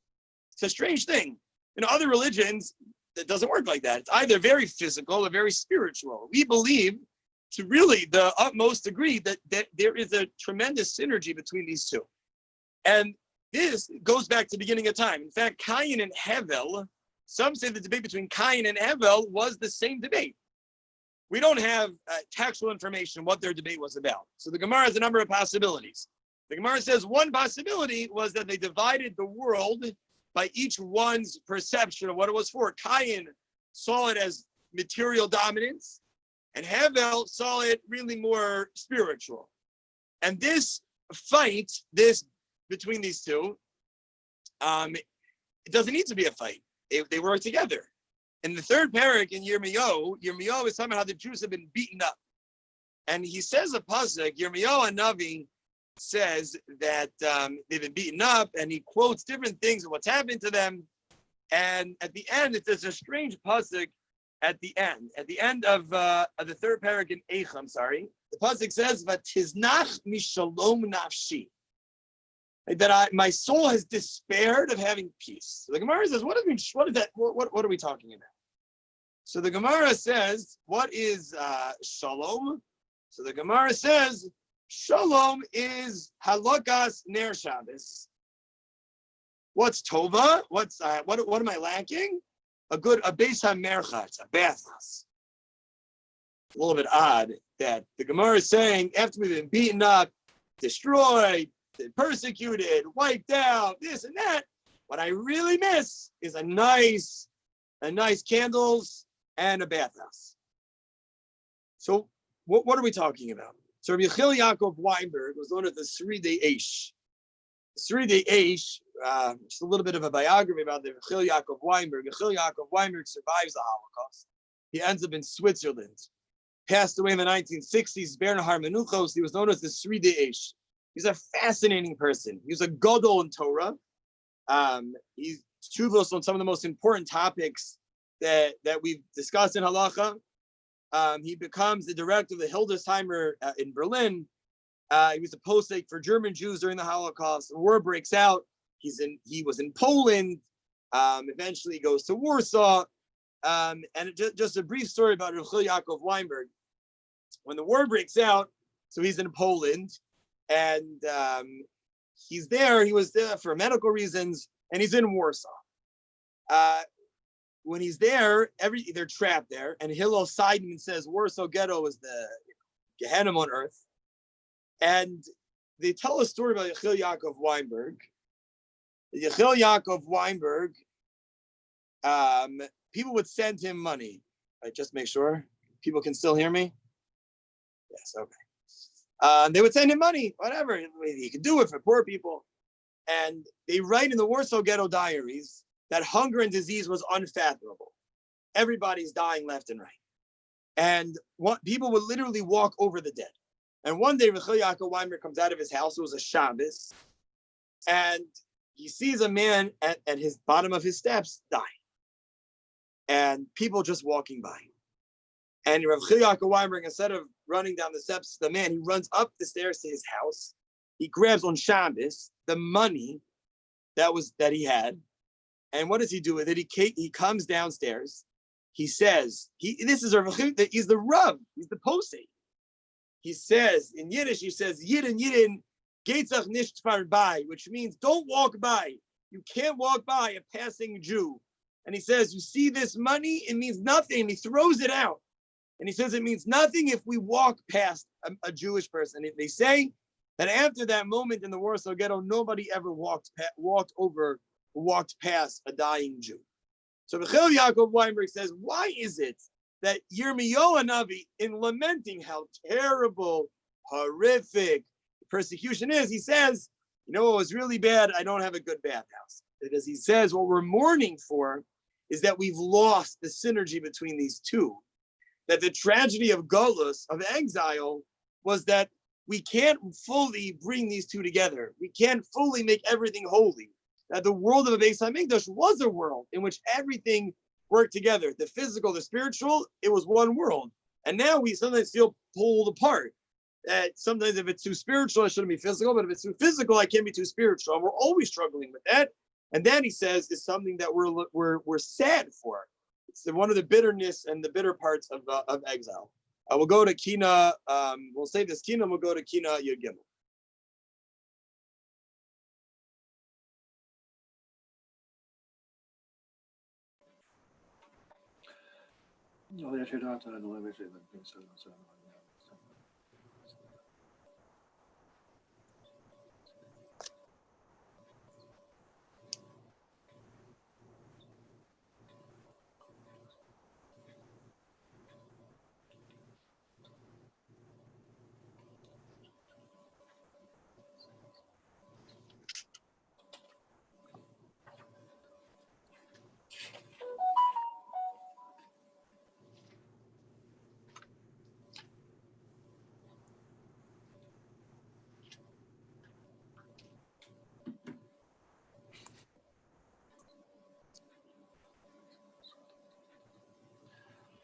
Chorva kedem mipo, mipo lechol dor v'dor, nodal kispo v'chupo, al mem mikolom shos loch lai kapo, zos balio kipi chakuk v'chapo, l'fuasis b'tuchok yirega v'apo, v'yaratoicha, yoyi v'apo.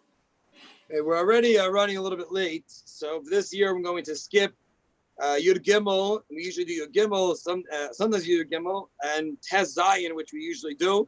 If you'd like, I have a video on Tes Zayin on the CRC website. It was the video that I presented on Kina Tes Zayin, so we're going to skip to Kina Yud Zayin. We'll skip to Kina Yud Zayin, Kina 17. And this Kina, which is Kina Yud Zayin, I want to spend a little bit of time on this kina because it's a kina. There's a lot about, of course, some of the horrific, terrible things that happened in this kina, that happened throughout the Churban. What hunger and what tragedy leads a person to to do. We have Shilas and Shuvas about the Holocaust, death marches, and should people become cannibalistic? That this is unfortunately not not just in history in literature. It's something that's real, but in this kina as well, there was a tremendous focus on youth. The Romans, the Nazis, focused on youth. The Nazis killed over 1 million children in the Holocaust. There's something about the purity, about there being in the next line in tradition that bothered them. And in fact, the Ish Kodesh writes that our permanence is achieved through children. That's what bothered Paro. That's why he wanted to not just kill the children because Moshe might be among those children. It's because it's what it represented. It's why the Romans hated why they targeted children. Why they in this you have the stories about the 400 children on the boat we'll talk about in a second. We remember in this kina the children we've lost, the boys in Merkaz Harav, the 3 boys Gilad, Eyal, and Naphtali, Kobi Mendel, Hallel Yafa Ariel, the Fogel. There's too many, unfortunately, to list. The story in this kina has about the 400 boys and girls that are on the boats. The Gemara tells us, and they decide what they're going to do, and should they kill themselves? Amazing Gemara. Here they are about to be taken back to Rome, and they're sitting there trying to paskin a shiloh. Should they kill themselves? And they quote a pasuk. They'll be saved from the sea. So the boys say that if they see that the girls threw themselves off the boat, we have to throw themselves up also. But I want to share a little bit of a different perspective this year about other groups of children that maybe we don't talk as much about. The first, so obviously there's the children that were killed in Jewish history. Then there were the children that were raised by Christians during persecutions that never came back.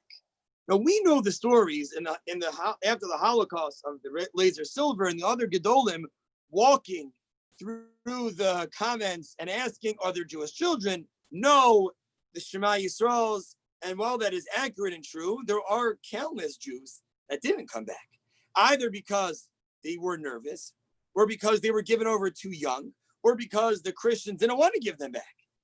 And it's not only existed in the Holocaust. There is a fascinating story told about Edgardo Mutara. Edgardo Mutara was a young boy in about the late 19th, 20th century. So his crime was that he was born into a Jewish family. And he's born into a family in Italy with about 5 or 6 siblings, Jewish parents. One day, the police come in, and it was a time of a new order and revolutionaries. And there were forces there that wanted to do away with the power of the church, of the Pope, and they wanted to limit the Pope to religious powers only. They come in one day, they ask for this boy, they take this boy. They try with all types of protexia, but he's brought to a monastery and he's baptized. And he's taken away from his family, and now the church is his parents, the Pope is his father. The family goes to Rome to plead their case. It becomes a scandal in the world. It's called, you can read a book on it, it's called The Kidnapping of Edgardo Mutara. David Kurtzer actually has a book. He believes this is what leads to the collapse of the church's power in Italy. So why was this child chosen? So the story goes that Mortara had a non-Jewish maid. On one day he's sick, this boy is sick. So what happens if you're sick? So before COVID, if you were sick in school, so always in school, they do two things. They give you a Band-Aid. No matter what, you get a Band-Aid, okay? You can't not be sick in school. Your head hurts, you're gonna get a Band-Aid, okay? But he's sick. So the maid figures out she knows how to cure him. And what she does is she sprinkles some water on his head. Done. She asked the local grocer, supermarket, to do a baptism, a drive-by baptism, and they baptize this child. So what happens is, so now the child is baptized, unbeknownst to the family, and they say, well, he was baptized, he therefore belongs to us. And for centuries, Christians have held a belief that if a Jewish kid is baptized, he belongs to the church, no matter, even if against his will. So the case for Gardo Mutara becomes this national case. And although this wasn't uncommon, this is a time of a lot of like issues in politics. And they try and they try and they try. And the fate of this one boy, they did not return this child. And refusing to return this child to his family, the Pope began to regard the boy as his own child. And they don't return him. So what happens? They try for years to have him flee. And eventually, he becomes a priest and a monk. And he retires to a monastery in Belgium. And in March of 1940, he dies, 88 years old, as a monk. 2 years later, the Nazis come in, searching for anyone with Jewish blood. Had he lived 2 more months, he would have been killed anyway. That is a child that we mourn for during the Kinos. There are children that have been taken from Jewish homes throughout Jewish history, from in the 1800s to the 1900s and to the Holocaust, and maybe they didn't want to come back, or they were nervous, or they were too young, or they weren't, and they're living with descendants and great descendants, never knowing that they belong to a Jewish family. That's another child that we mourn for. And there's one other type of child that I'll just share a little bit about, and that is the unborn child. There is a book called I Was a Doctor in Auschwitz. The book, I Was a Doctor in Auschwitz, is really horrific stories of Mengele's brutality. And there was a woman who writes this book, and her job was, she was like the doctor, right? She was the doctor to Mengele. Mengele sort of hired her, so to speak, I guess you could say. And Gisela Pearl would go along with Auschwitz. The story goes, you didn't want to be pregnant in Auschwitz. If you were pregnant in Auschwitz, Mengele thought you were, prime material for his experiments. So she writes in an article actually in the New York Times a number of years, almost 30 years ago, that the greatest crime was to be pregnant. And Mengele said, report to me anyone who is pregnant. So he said he would go to another camp for, they would be put in a better camp so that he could nourish them and then he could do his experiments. And what she would do is she would give women abortions in Auschwitz because she didn't have the access to medication like we did. And she actually says she had with her prayer book, her sitter, she writes. She carried it with her. Her father gives it to her years and years earlier, and she held it with her. He was sad that she was going to medical school, but he brought her first sitter. But either way, her job in Auschwitz, her job was to help women get abortions because they knew that if they didn't, they would be killed. And she writes about her experiences, and she writes that she didn't know if she was doing the right thing. And another woman who was with her, who helped her, later asked Rabbi Sinai Adler, who just passed away this past year, who was a great survivor of the Holocaust, if she did the right thing. And Rabbi Sinai Adler says, absolutely. Absolutely, because she had the status of a rodiv, of a murderer. They were going to kill her. And these are the children that we mourn in this kina. The children that have died in recent memory in Jewish history, that were targeted because they were children. Those that have been taken away from Jewish homes, never to have come back. The Edgardo Mutaras of the world. And those that have never been born, that never will have seen what it means to be part of a Jewish community. That's this kina. Kina Yud Zayin. It's also a chance during this kina, just very briefly, because it shouldn't go, because we generally believe that Tisha B'Av is the day of all of Tzoros of Klal Yisrael.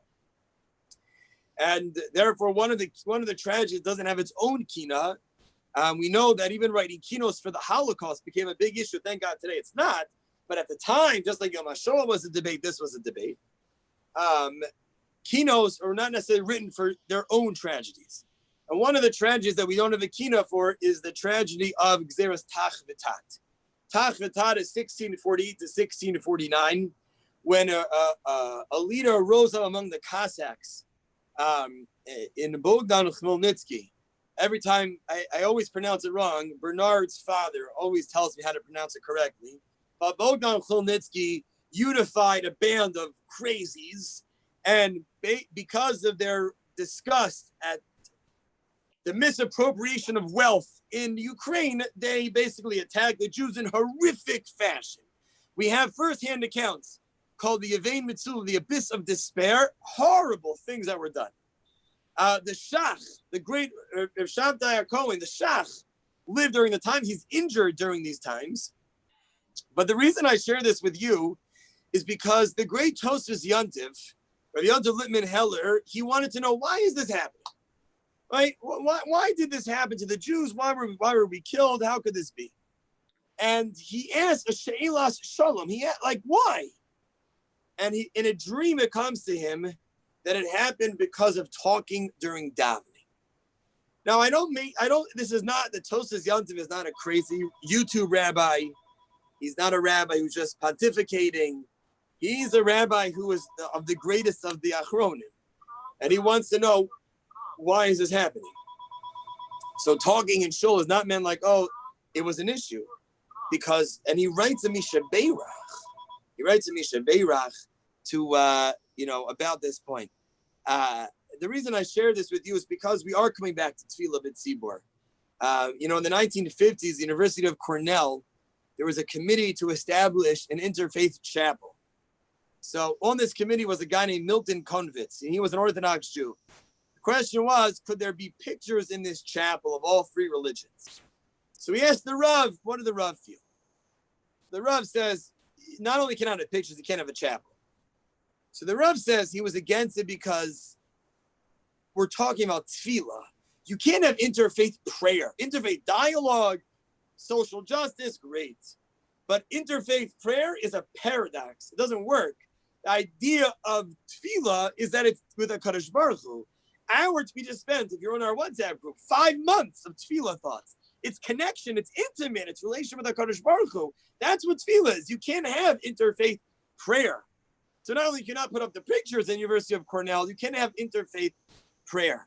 And I think as we come back to this world of Tefillah B'Tzibor, we really have to work on it. We have to work on, the Tefillah B'Tzibor is, as the Rav used to say, this is why, by the way, throughout the Holocaust, shuls were targeted, Kristallnacht, there was something about them that bothered them. It bothered shuls. If you read Edward Flannery's book, The Anguish of the Jews, he's got a whole section on the attack of synagogues because it bothered them. And the shul is where, the Beis HaMikdash is where we meet God, and the shul is where God meets us, so to speak. No, I'm sorry, the Beis HaMikdash is where we go to meet God, and the shul is where we go. It's where God visits us. It's where we communicate. So as we come back to the shul, we just finished the Shloshim for Til Lichman's mother, Mrs. Pfefferman, and I shared with the Shloshim that an image in my mind that will be very hard not to see this Yom Narayim, is a woman who had many difficulties, who couldn't see, and yet came to davening because it meant so much. It would sit there with a smile on her face because there was tefillah happening. And that appreciation of what tefillah means is something that's very, very powerful. So as we begin to come back into shul, or as we're davening at home, our appreciation of tefillah should be something that also we reflect in this kina. So sorry, we spent a little bit of longer time on this kina, but kina yud zayin 17.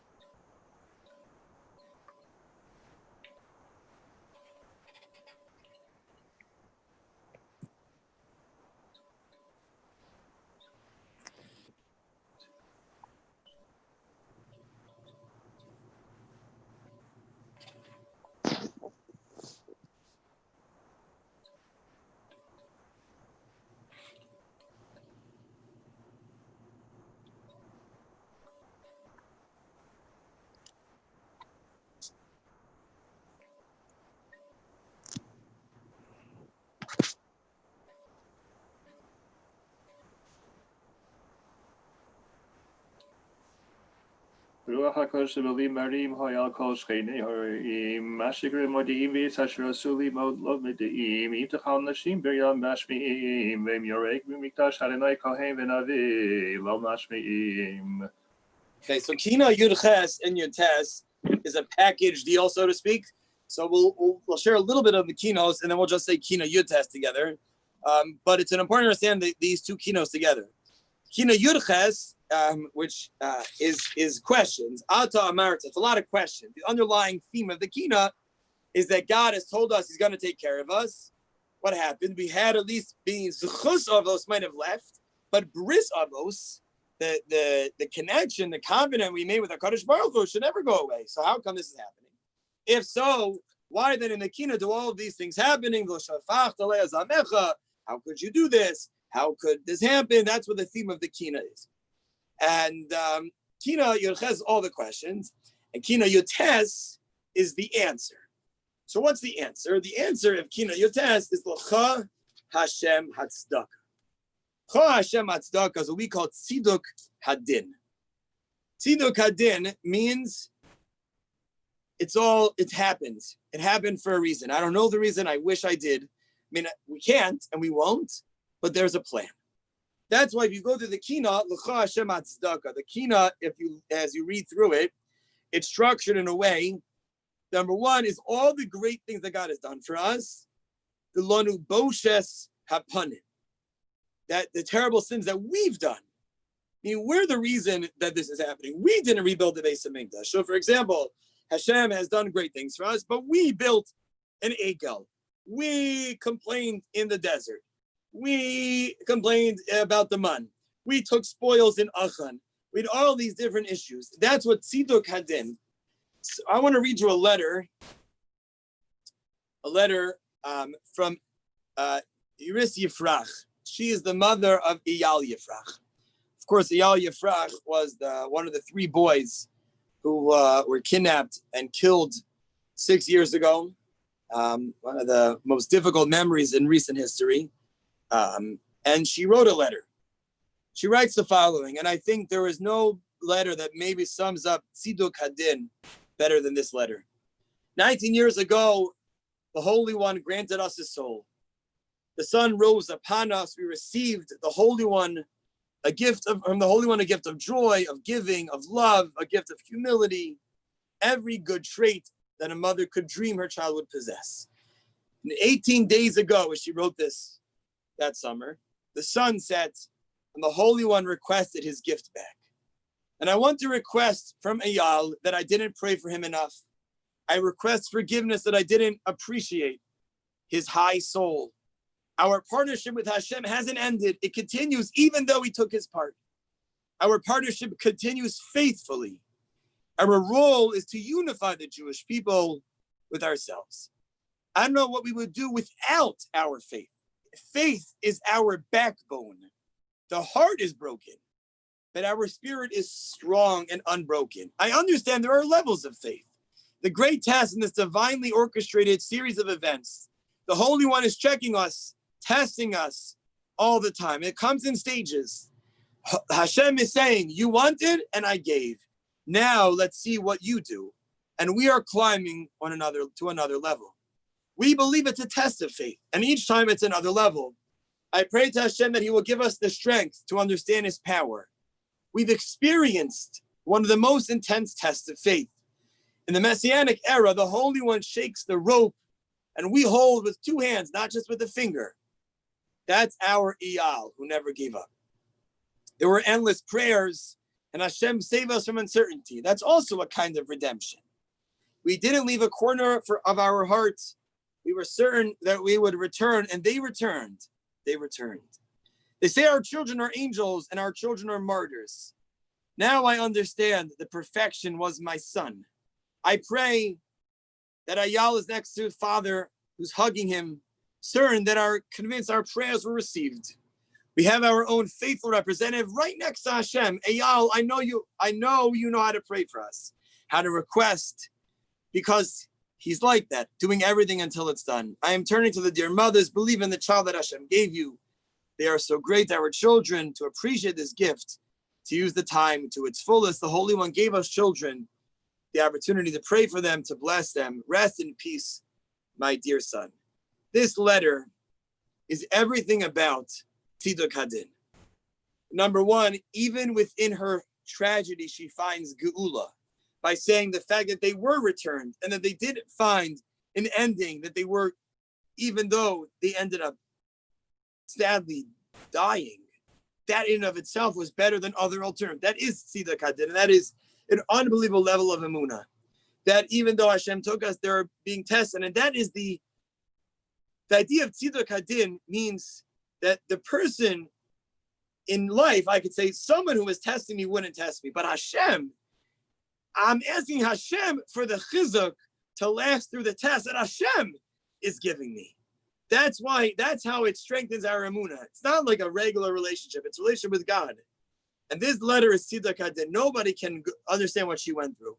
And as she says, it's being tested, and we're all tested. And it doesn't mean we can't have questions and we can't have our concerns.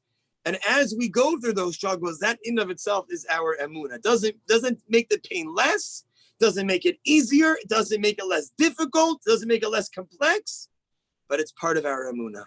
And that letter is her Tziduk Hadin.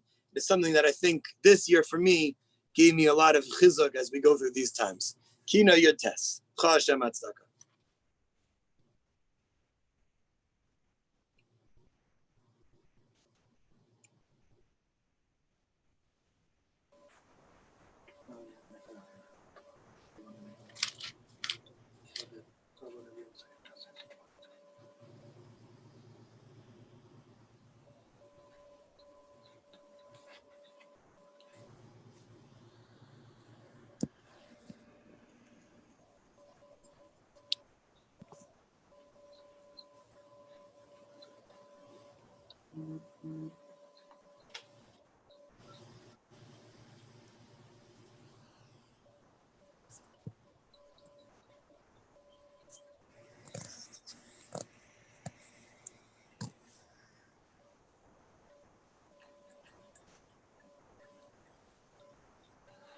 Ornat Sakad Bishamea Shana Shaisa Sinakubusha Bila Shama Vilana Boshes Havarim Kisava Ish Hamuda Satelaha Yazakalushima. Okay, we'll continue. The next kina we are going to do will be kina Chaf Aleph, kina 21. Obviously, one of the more probably well-known kinos that we say over Tisha B'Av. So in this kina, what we have is the story of the Asara Haruge Malchus. So before, hold on 1 second, let's just connect this.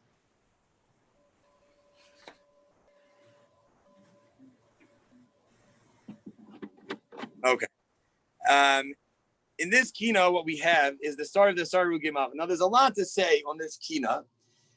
It's worth obviously reading through on your own.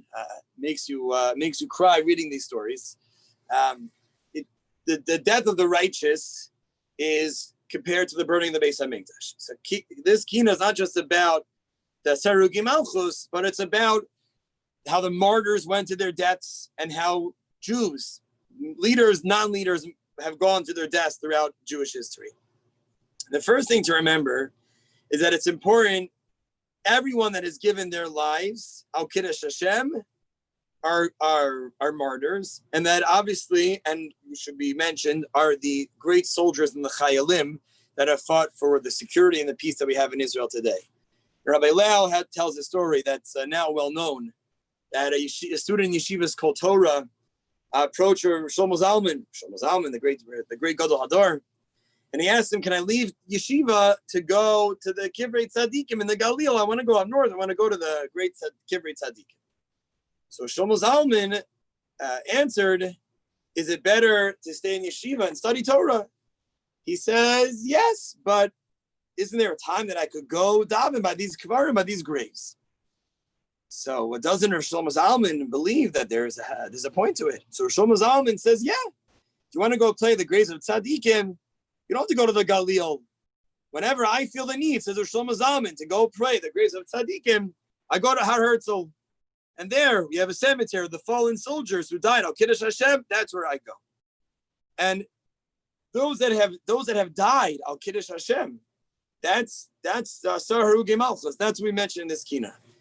And I just want to touch upon, I mentioned the story earlier about the foxes, about Rabbi Akiva.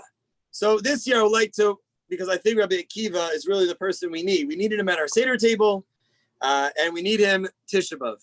So we know there's the story of the foxes, but we also know there's other stories.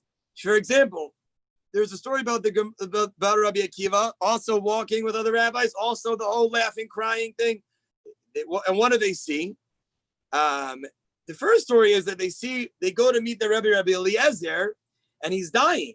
And they begin to cry. He begins to laugh. They say, "Why are you laughing? Why are you crying? Why are we crying? Rabbi Eliezer is dying." The Gemara in Sanhedrin tells us, "Well, how can I not die? How can I not cry?" Rabbi Akiva says, "How can I not laugh?" Then we know the story about the foxes. We also know there's a story that they're walking and they hear the celebrations in Rome. And they begin to cry and he begins to laugh. "Rabbi Akiva, why are you laughing? Tanayim, why are you crying? Why are we crying? Those guys who are worship of Avodah Zarah and are terrible and horrible. Look at the reward that they get," the Gemara says, right? We're not going to look, and we're doing the right thing, right?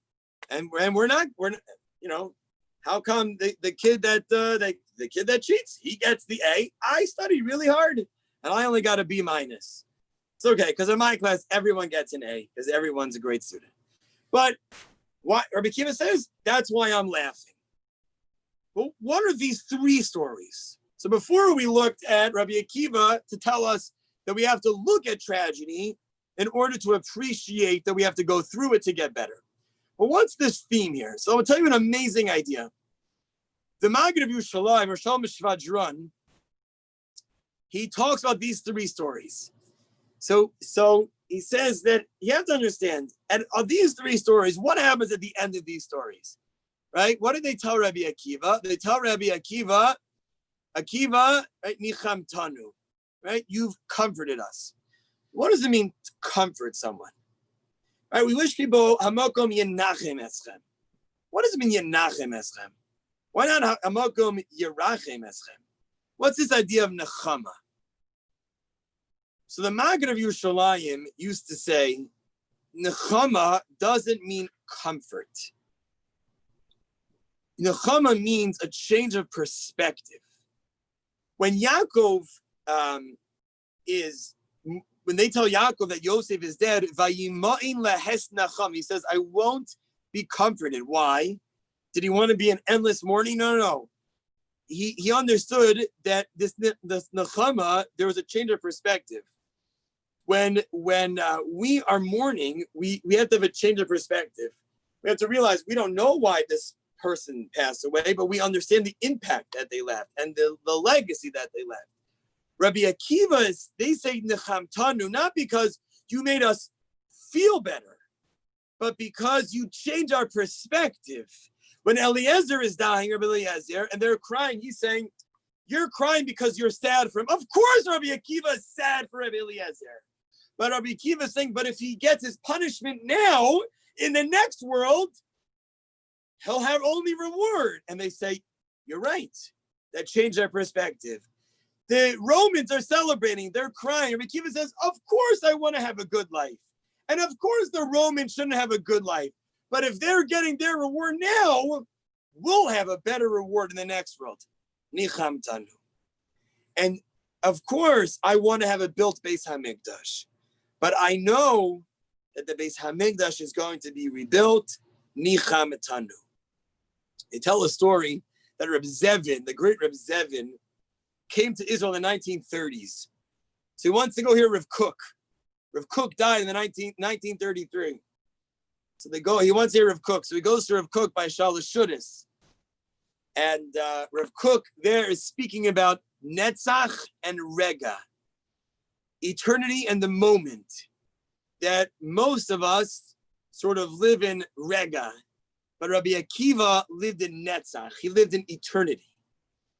Rabbi Akiva, we need Rabbi Akiva, his not just optimism, it's his change of perspective.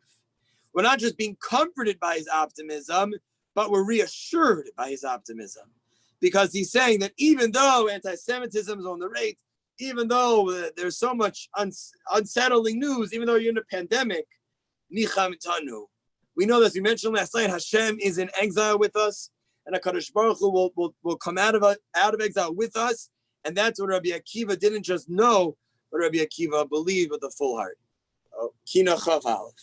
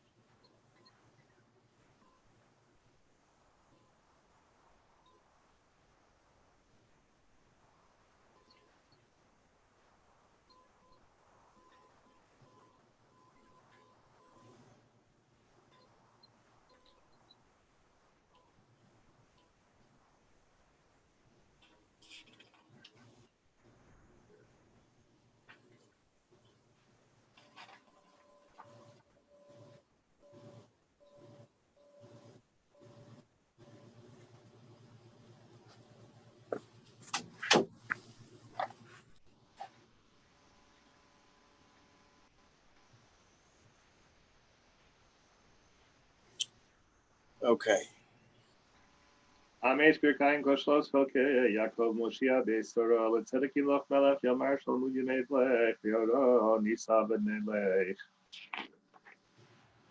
In the past, we've done Kina Chav Gimel, but this year we are going to. We are going to do Kina Chav Gimel. Hold on 1 second. Hold on. Let's get the page.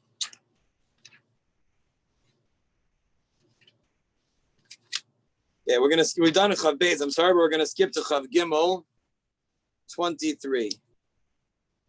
Okay. All right. Kina Chav Gimel is a shift.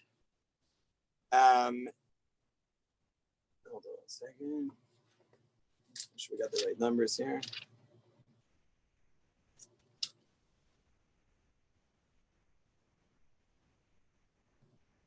Here we go. Yeah, Kina Chav Gimel is a kina about the story, the children of Shmuel Kohen Gadol. The story about the great Rabbi Shmuel Kohen Gadol.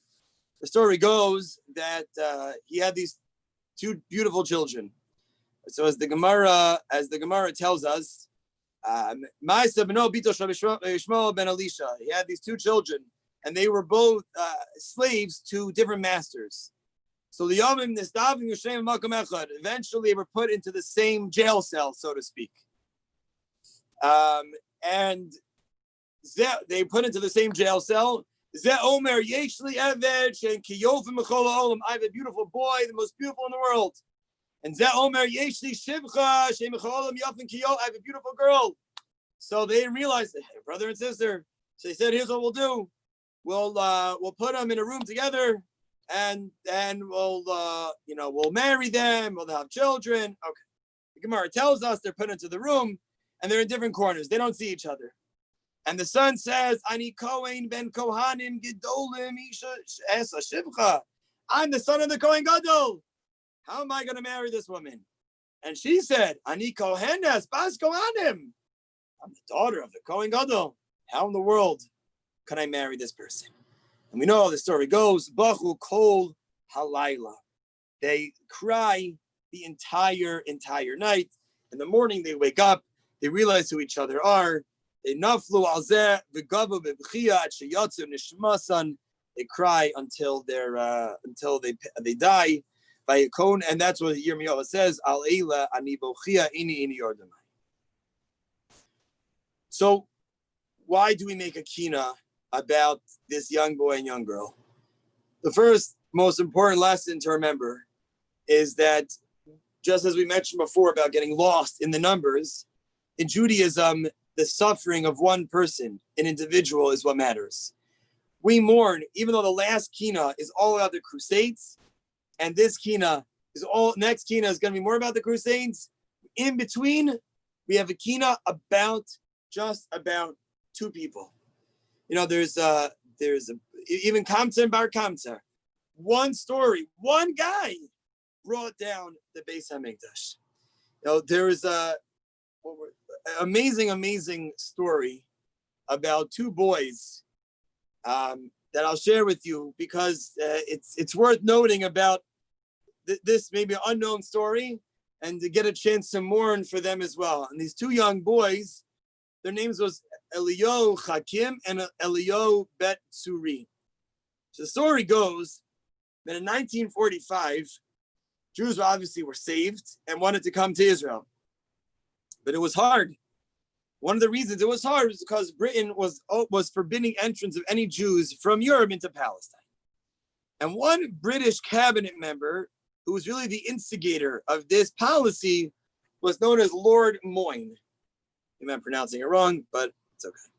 There was a group of brave young Jews. They ran this underground operation in Cairo.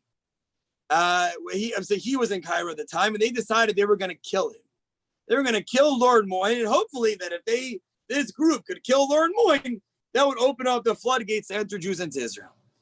So they recruited these two boys because they spoke the native language in Cairo, and they infiltrated it, and they assassinated this minister, this leader. They were caught. They were brought to justice in 1945 in Egypt. And they admitted to what they did. They pled for mercy. One, their motive was political and not personal, which might have been a defense in British law. But in their trial, Elio gives an explanation. And he says, it was all historical. And they smuggled out this speech that he gave. And he said the following. He said, we have the right to our land, a biblical right to our land. It's our land. And he says, get down to the facts. So they yell at him, right? Like, why'd you do this? So Bet Suri lost his calm, took one step, they wrote, towards the judges, and he leveled an accusing finger and a voice that was very impassioned. He said, our deed stemmed from our motives from our ideals, and if we prove that our ideals are right, then our deed was right and was just. And obviously, he says, in the court case, it says that to no avail, they were hung. But the author of this whole story goes on to say that how various people met high-level officials in Egypt, and people were astounded at how these two young men went to their deaths, like we said in the last kina. And in 1975, actually, it was reported that it was a deal. It wasn't made really public, but it was reported that these two boys were brought back to Israel, and they should be remembered, remembered in this kina. And that's really what this is about. It's about, in this kina, it's about individuals. It's about one people, one individual, what we could do, of what we're able to impact, and how we mourn and we grieve over even just one person. We'll say Kina Chav Gimel. I'll then just give a brief comment on the next Kina, but then we'll skip to Kina Chav Hey. So we'll say Kina Chav Gimel now.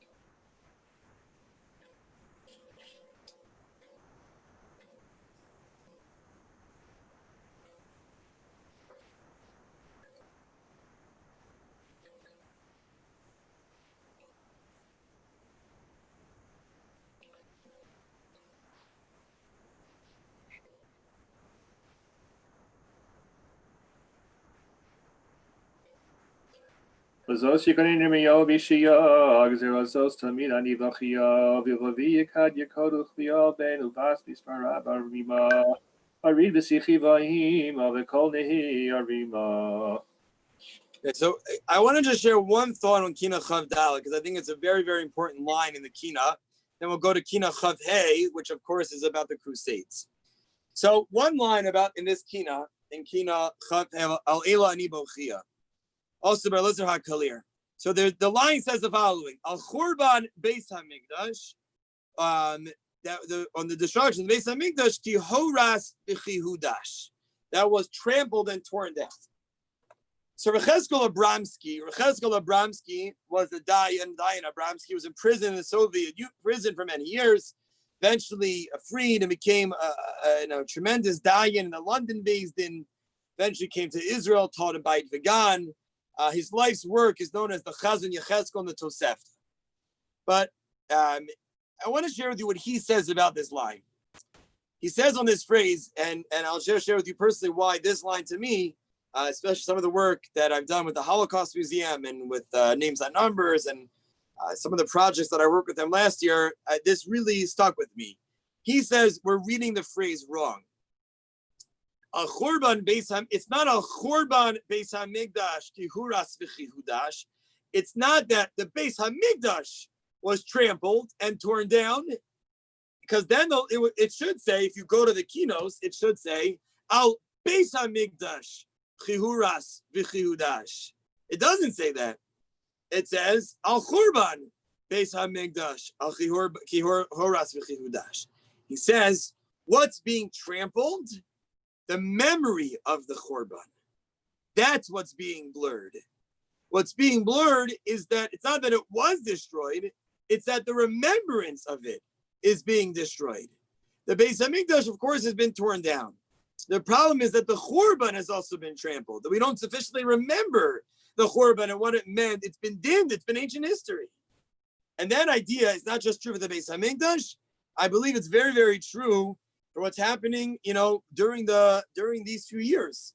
We're at a period of time in our history where, and we thank our survivors, within our own soul, Lothar Kahn, who will speak whenever and wherever he can to get his story across, whether that is in a school, in the Holocaust Museum, on a radio show, because he knows the importance and in telling it over and in all the survivors. But we're coming into a year where, unfortunately, the survivors and the generation of survivors is becoming less, and the Churban Beis Hamikdash is getting difficult. The Ramosha Shapiro, we're going to change this setting. Hold on a second. That's my hand. Ramosha Shapiro, one of the great Gedolim that just passed away a few years ago. Moshe Shapiro has a story, tells the following story. He was very, very concerned in general with superficiality. Says we don't look deep enough, we're petty. So he says the following. He says that one day, an author of a book about Rav Moshe Shapiro was walking with Rav Moshe Shapiro, and the bus let him off, and he's walking from the bus up to his house.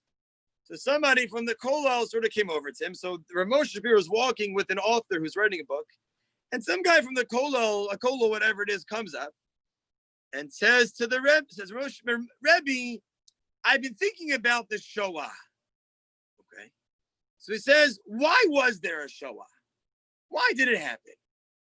So Rav Moshe Shapiro was very quiet, and he says to him, Shalom Aleichem, like, I'll see you later. So the other people says, why didn't you give him an answer? So Rav Moshe says, the guy had a window of a conversation with me. And in that window, he wanted me, in the broadest, widest, most painful and profound experiences in mankind, to give him an answer. He says, to ask such questions with such superficiality, that's a Holocaust. That's a Churban Beis HaMikdash, Kihuras V'Chehudash. That we're forgetting the stories.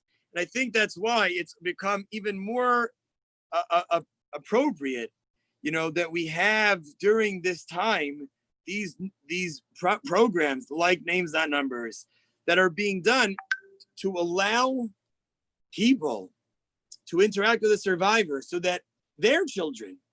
I remember about 2 years ago in school, it was the night of Kristallnacht that night, and I asked how many people know about Kristallnacht. So a few hands went up. How many people have grandparents who were from Germany? Almost no hands go up.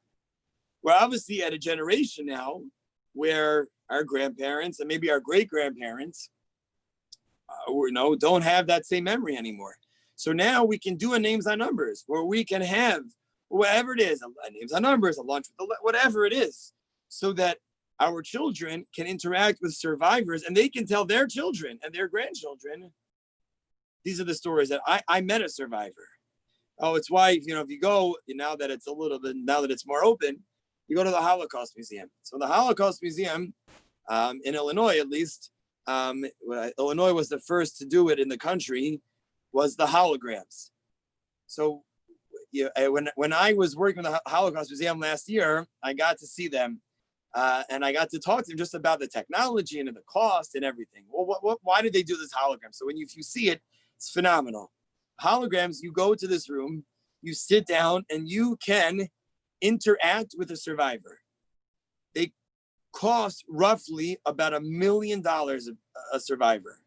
They took survivors to California, in which they asked them thousands of questions in order that, and not only that, it took them days, if not weeks, to get all these questions. What they had to do was they had to make these survivors every day when they would do the interviewing wear the same clothes that they did the day beforehand. Why? Because they knew that if the survivor in a hologram would have different clothes, somebody out there would say, it's not really them. They're just doing it. You could see, so they made them wear the same clothes. You can interact, you can ask questions, and they respond to you. Now, why is it an amazing thing? Because in the frum world, in the non-frum world, maybe we know survivors, we can see them, we can talk to them, we can ask them questions, we can hear their presentations. But the Holocaust museums, here, at least in Illinois, and sadly this year, it might be a real tragedy that's not going to happen. Tens of thousands of public school children come into the Holocaust Museum. They never learned on the Holocaust. They never knew anything. I remember a few years ago, I was on an airplane coming back from APAC, and I saw this woman was reading a book about the Holocaust that was tremendously revisionist history. So I brought up a whole discussion with her. She happened to be a teacher from Chicago. They were doing a small unit on the Holocaust. I said, oh, have you ever met a survivor? Never met a survivor. We brought a survivor to her school.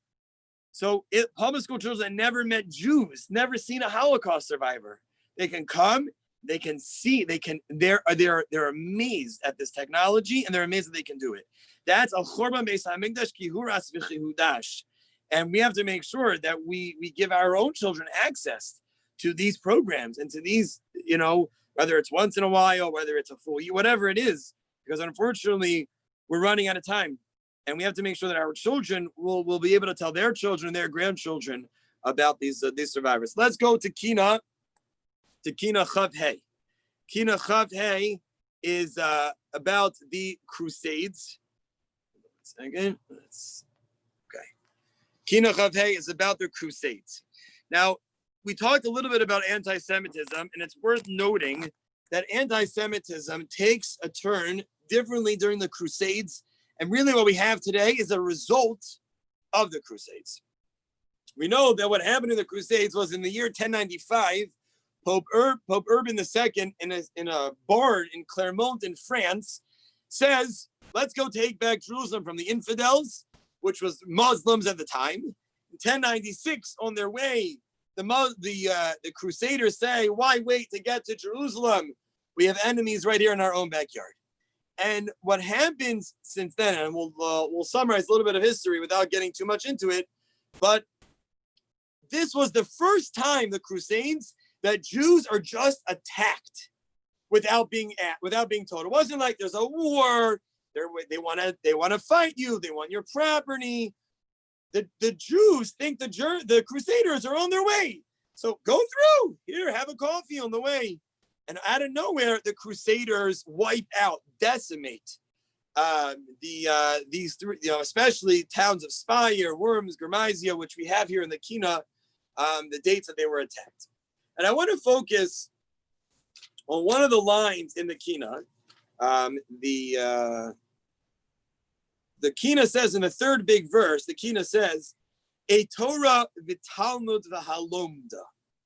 Where in this phrase, "a Torah v'Talmud v'halomda," this phrase, Rabbi Soloveitchik says, was used by a Holocaust survivor to describe his feelings in Vilna on Kol Nidre night 1945.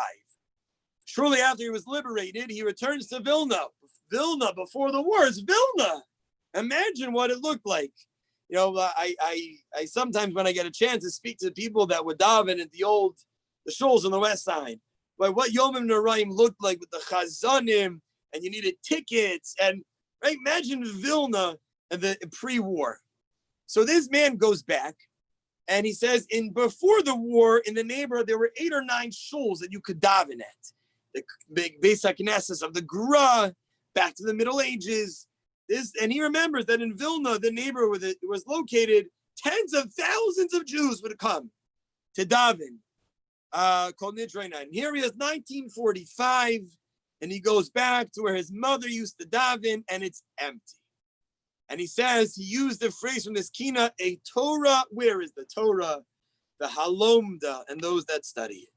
And the survivor says he has a haunting story that his mother, he says, was a very pious Jew. She would go to Shol Yom Kippur. When it came time for Maftir Yonah, she would leave. She would feed her cat. The cat would wait for her. And after the feeding, she came back to Shul. And the man who knew this cat said that in Yom Kippur 1945 at the home, and at 4:30 in the afternoon, there's a scratching on the door. It's the cat. The cat, and he said that had a traumatic effect on him.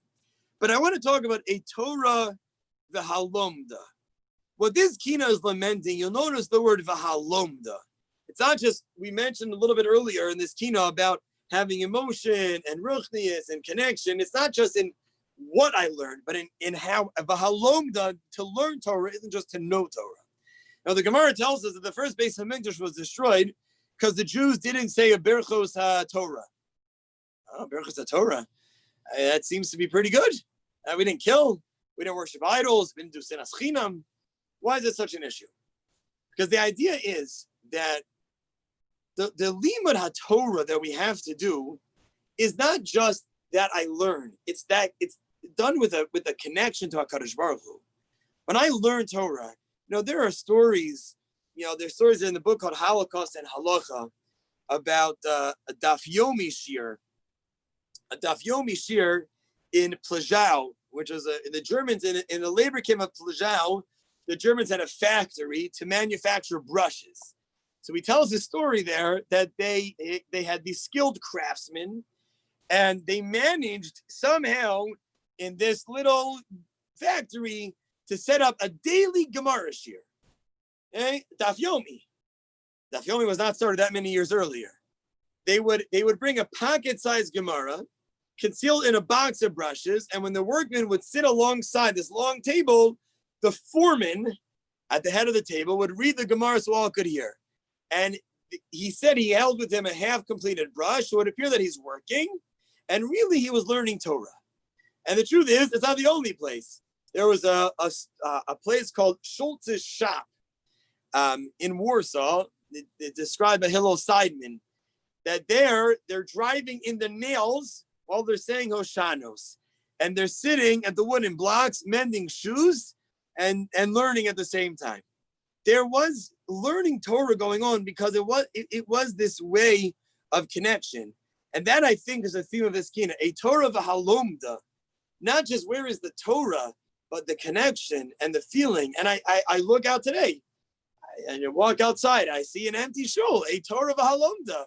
We're sad, we're mourning that our shuls, even though thank God we can learn virtually, but we're empty and we're deserted. But thank God so we can learn together. And our learning should be that with a sense of tremendous connection. I mentioned Ephraim Oshri. Ephraim Oshri is a shaila. Should someone sacrifice himself to teach Torah? This is sort of, what a Torah v'halomda. Where is the Torah? Where is it gone? And it makes us think about, again, our own personal connection to Torah. Kina chavei.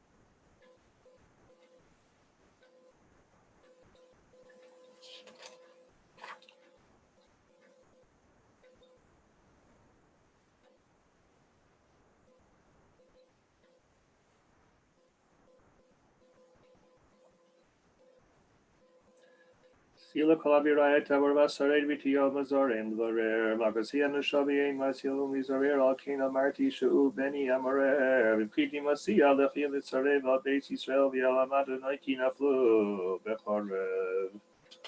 We're gonna, in the interest of time, we're gonna hopefully wrap up in the next 15, 20 minutes. We're gonna skip to Kina Lamed Aleph, Kina 31, and then I'll sing it because if sometimes over Zoom, if we all try to sing it together, it might not work, but we can try. But we'll do Kina Lamed Aleph, and then we'll do Lamed Vav, the Holocaust Kina, and then we will and Kili Tzion. So about 15, 20 minutes. Just want to share briefly on this Kina. This Kina contrasts, of course, the low moments and the high moments. Eish Tukad Bikirbi. And it intensifies the grief. The more that I realize what we had, the more that I realize how much we've lost. And there's a lot of connection between Pesach and Tisha B'Av. Both have the commandment, the mitzvah, to relive. I have to describe it. I have to tell the story of leaving Mitzrayim. I have to tell the story of the Makos. Same, I have to tell the story about leaving, about going into exile. And one of the things I think that we realize, especially we've been mentioning all morning, is that we look at tragedy to get better. One of the things that have kept the Jews alive is that we're not completely overtaken by just the B'tseisi Yerushalayim. That we also have the ability to create B'tseisi Yerushalayim in the B'tseisi. We can do both. That even if we're B'tseisi Yerushalayim, it doesn't mean we're defined by that. We could even create B'tseisi Mitzrayim moments in B'tseisi Yerushalayim moments. But I think it contrasts sort of the where we are to where we've become. I want to share with you a poem that I think for me made this a little bit clearer, this contrast. And it's a poem that was dedicated to the memory of a 13-year-old boy of the resistance in the Holocaust. It says, it goes the following: when I was 13, I became bar mitzvah. When he was 13, he became bar mitzvah. When I was 13, my teachers taught me how to put tefillin on. When he was 13, his teachers taught him how to throw a hand grenade. When I was 13, I studied Gemara, Tanakh. When he was 13, he studied the sewers and the canals of the Warsaw Ghetto. In my bar mitzvah, I took an oath to live. At his bar mitzvah, an oath to die as a Jew. In my bar mitzvah, I blessed God. At his bar mitzvah, he questioned God. In my bar mitzvah, I lifted my voice in song. And his bar mitzvah, he lifted his fist to fight. And it goes on and on. In my bar mitzvah, I started my road of life. His bar mitzvah, he started his road to martyrdom.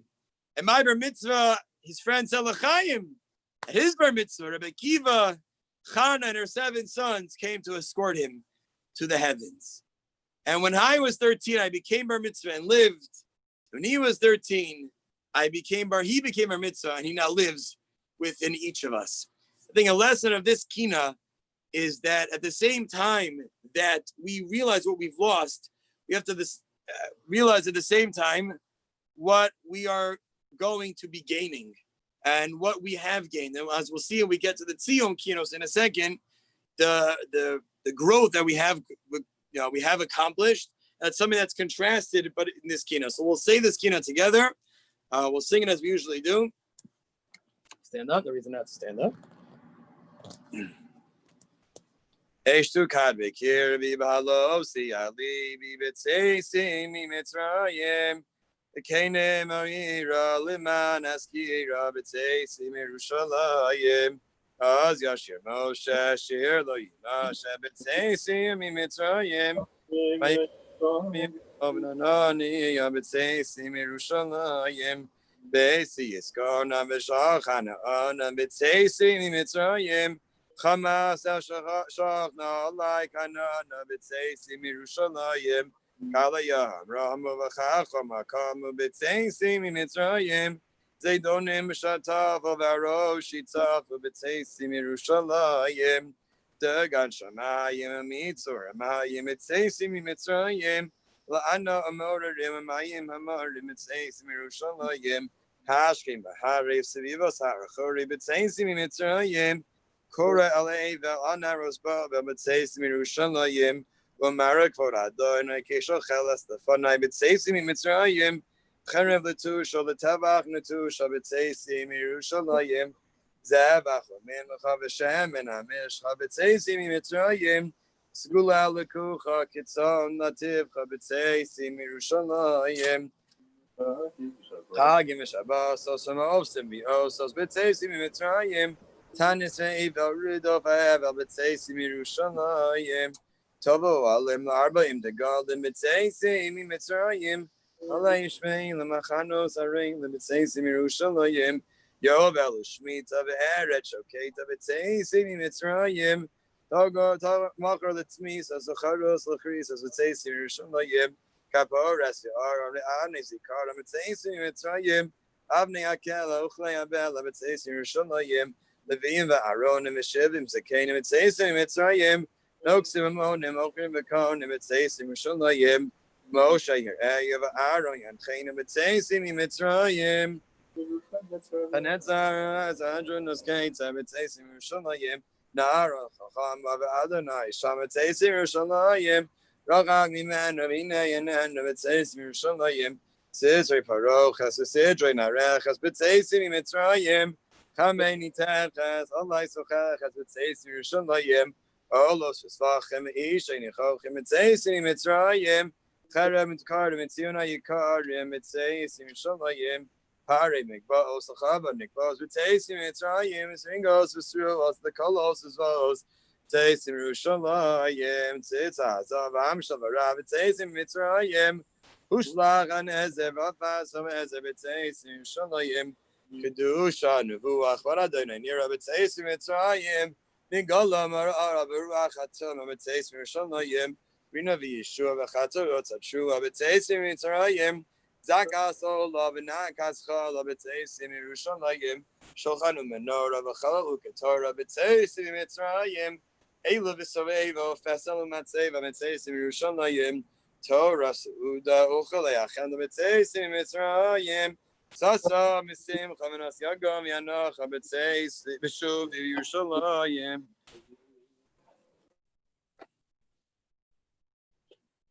Okay, we'll continue with just two more keynotes before we sing Keli Tzion.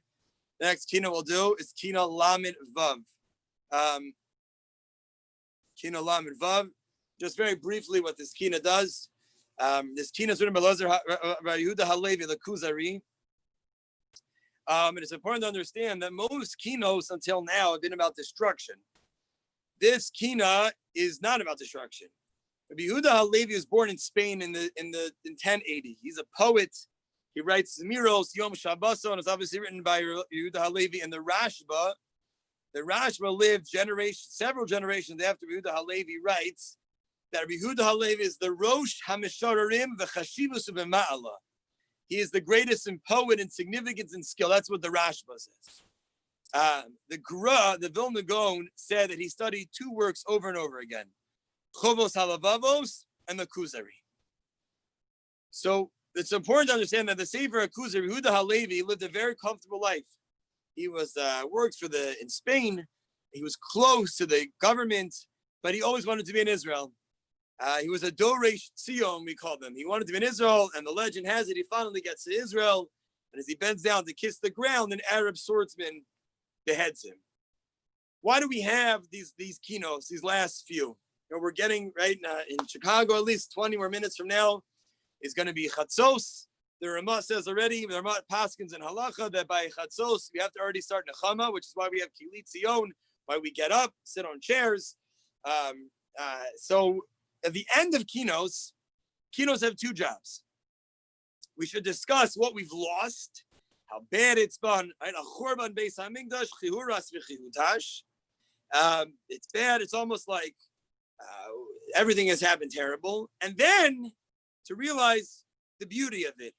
Almost like on Pesach, Maschil Bignos, V'sayim B'Shevach. We start with the bad and end with the good. It inspires us to think about what we once had. Not that we should be sad, but we should be happy. We should relive that. That we talk about Zecher LaMikdash. The two types of Zecher LaMikdash. One is I'm sad.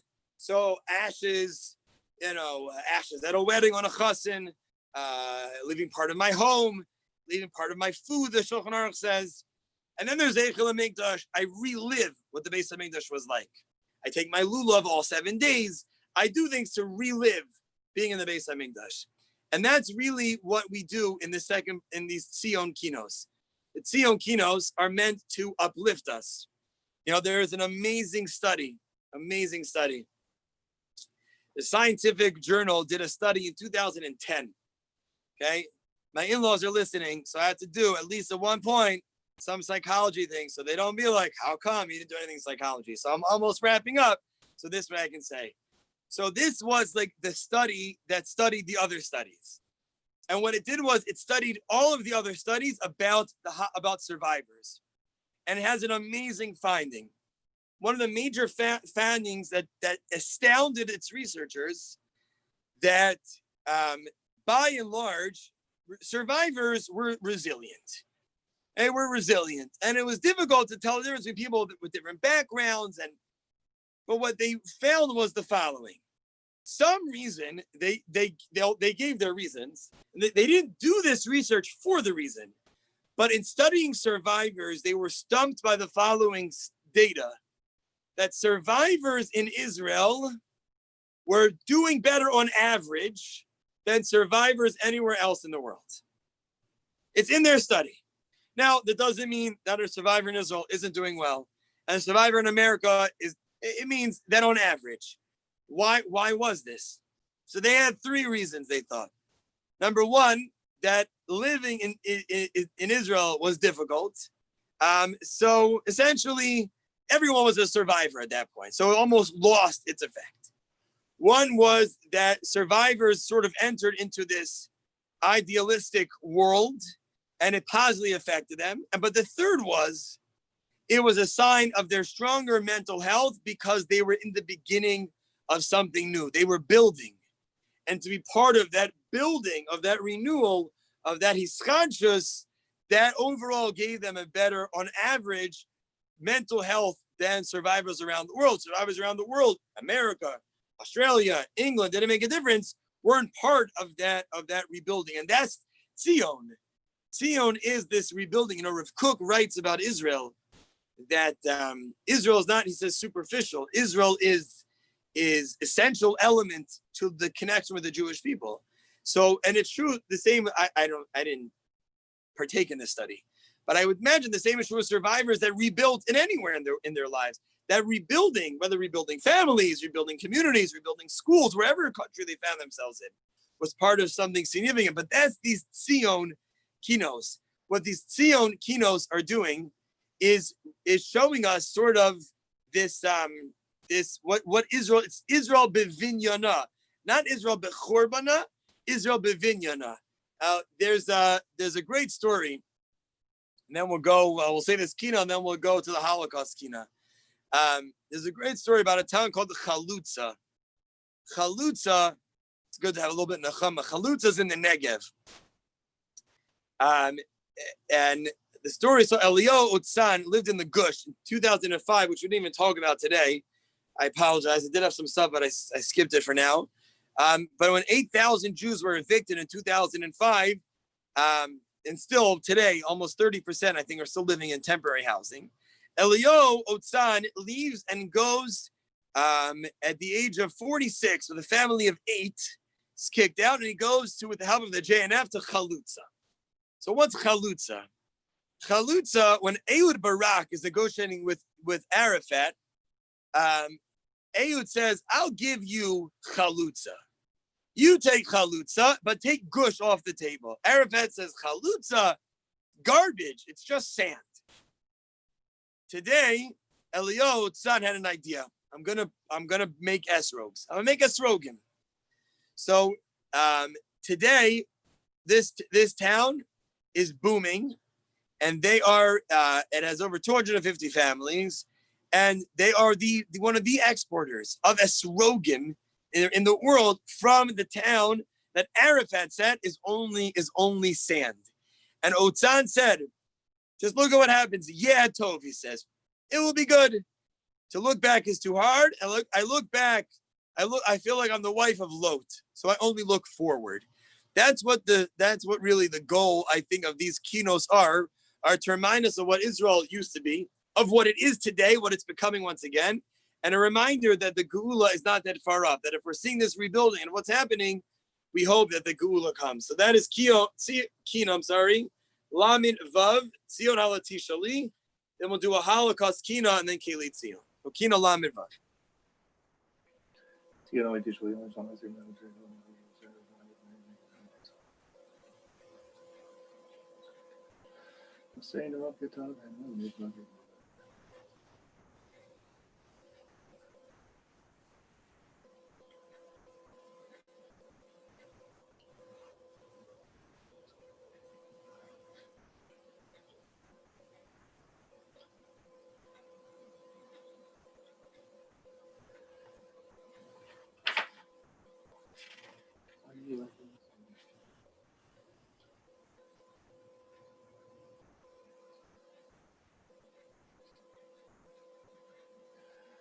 However,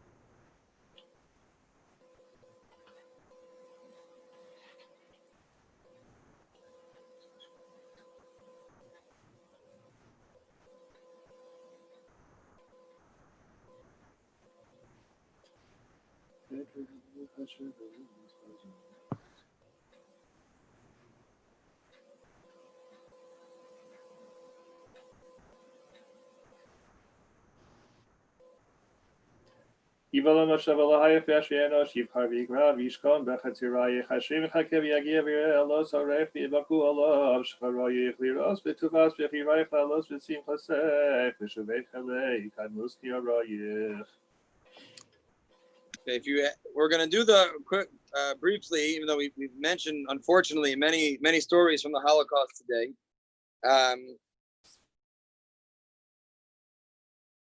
But I would just like to end the Holocaust keynote. And in the past, I've shared that from Baron Lichtenstein, that it's important when we do the Holocaust keynotes to remember that there is a legacy left by 6 million Jews that is on us. Rav Aaron used to say that there were 4 important lessons to remember. Number 1, to remember them. Number 2, to strive for a higher level of love between Jews. Number 2, to appreciate what we have. And finally, with a sense of mission forward. But I want to share with you what a young boy wrote. His name was Moshe Flinkler. And he writes something on Tisha B'Av. Moshe Flinkler was born October 9th, 1926. He's killed in Auschwitz in 1944. He had already migrated to the Netherlands and became a very, his family become very wealthy businessmen. But Moshe in his diary expresses pain for what's happening to his brothers and sisters. And he writes, he dies in 1944, and he writes in a diary, 1943, Tisha B'Av, 5703, August 10th, 1943. And listen to what he writes. This is a boy whose family had come from wealth and are now in Auschwitz. Today, it's 2,529 years since the destruction of the first Beis HaMikdash. And on this day, we recall our people, from the defenders of the walls of Yerushalayim to the victims of the Gestapo, who have fallen in the name of their people and of Hashem. On this day, our thoughts go to all our people, wherever they may be, and especially that part of our precious few who bear the greatest and heaviest load for the burden of exile. But then he says, on Tisha B'Av, in these days of incomparable trouble, we are united with all of Israel, united in agony and pain. On Tisha B'Av 5703, our eyes shall fill with tears, but we shall not cast down our heads. Our troubles and our plight shall replace our prayers, and they shall come before the throne to Hashem. And he says on Tisha B'Av 5703, the only prayer which lay at the feet of Hashem is that the magnitude of his mercy will equal the immensity of the troubles which have assailed and continue to assail our unfortunate people. And one of the thousands of pamphlets from the agony of exile, which are microcosms of all of exile, he says, I find the following lines, and he writes a little bit of tefillah. This is a boy writing in the Holocaust on Tisha B'Av. Somehow, even he understood that all of tzaras of Klal Yisrael are wrapped up into Tisha B'Av, that all of the pain we describe today and we cry, and yet at the same time we hope that our crying, which really we started with last night, which is why I wanted to end with it this morning, that our crying and our tears should lead us to greater times. We're now going to this morning go into the different keynotes that could be said. For the Holocaust, we'll say the keynote by Rav Schwab if you have it, and then we'll stand up together and we'll say Keli Tzion.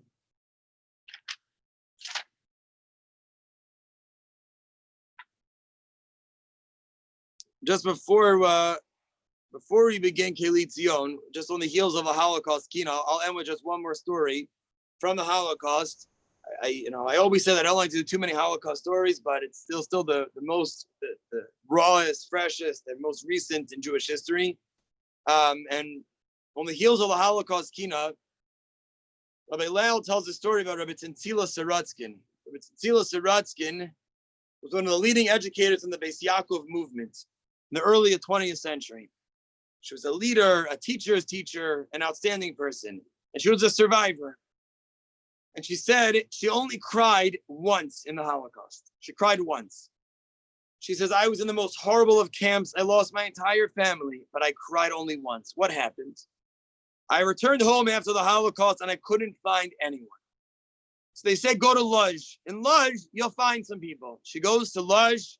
That's where the refugees, the Sheres HaPleita, were gathering. Maybe there you'll find a relative, an acquaintance, a friend, a neighbor. So I went to Lodz totally exhausted. With my remaining strength that I had, I walked through the streets in the twilight looking for someone. Right? Lodz was a bustling town, a Jewish life. The Yiddishkeit there was unbelievable. And now I'm just looking for a survivor for anyone. She says that she remembers in a building, there's a door. And in that darkness, I made out that there were a group of boys with payas sitting alongside a table. And at the head of that table was an elderly Jew wearing a hat, a baseball cap. And what were these 13 boys, these boys listening to? What were they saying? They were chanting the Aleph base. And I don't remember anything else. The next thing she knows is that she's woken up trying to revive her. She wakes up and she begins to cry. And she says, you should know I'm not crying for pain. I'm crying for joy. I wandered far and wide until I found Lodz. And I saw Poland as it once was. After all we've been through, if little boys can sit there rocking back and forth, learning the Aleph base, then no one can defeat us. Let me catch my breath. I feel fine. These are tears of joy and not of pain.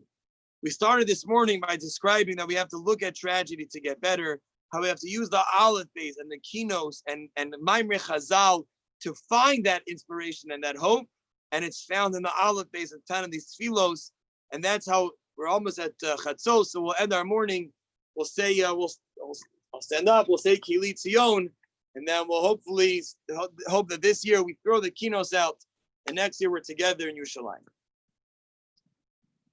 Kili Tzion v'yareha, kamo isha v'tzireha, v'chiv sulach hagurasa, kal ba'al neureha, le'armon asher natash, v'yash ratzon adoreha, v'yal miyas mechar fe'el, v'sof mikdash chadoreha, Kili Tzion v'yareha, kamo isha v'tzireha, V'chiv sulach hagurasa kalbal neureha alei galos mishar esayel ani meishir zimareha v'yal dama masher shufach kimo mimei yoreha Kili Tzion v'yareha kimo isha v'tzireha v'chiv sulach hagurasa Al Baal Neoreha, Lehagya Mecholeha, Asher Domam Bioreha, Viavad Asher Shameim, Ubitol Sanhedria, Elitzion Vioreha, Kamoisha Vitzireha, V'chiv Sulach Hagurasak, Al Baal Neoreha, Alezivche Semideha. Ufidjonei bechoreha, v'alchilo kaleyecha, mizbach kitoreha, elitzia miareha, kamo isha v'tzireha, v'chiv sulach hagurasak, al baal neureha, leitapei melacheha, v'nei David givireha, v'al yafya masher chasach, V'yesaruch esoreha, Elitzion v'yareha, Kamo isha v'tzireha, V'chiv sulach hagurasa kal ba'al ni'ureha. Alei chavod asher gala. B'eis chorban and divireha. V'yalochet asher lochat. V'sam sakim chagureha. Elitzia v'yareha. Kamoisha v'tzireha. Chiv sulach hagurasa kal ba'al ni'ureha. Alei machat v'ro makos. Asher huku nizireha. V'al nipot alei zela. Ola leho ne'areha. Elitzia v'yareha. Kamoisha v'tzireha. Chiv sulach hagurasa kal ba'al ni'ureha. Alei simcha soyeveha. Sochaku al shivareha. V'alinoi b'nei chorin. Nedivaha tehoreha. Elitzia miyareha. Kamoisha v'tzireha. V'chif sulach hagurasa kal ba'al ni'oreha. Alei fesha asher ivisa. Silo derech ashereha. V'al tzivos keholeha. Shezufeha shechoreha. Elitzia miyareha. Koisha v'tzireha. Chiv sulach hagurasak. Al ba'al ni'oreha.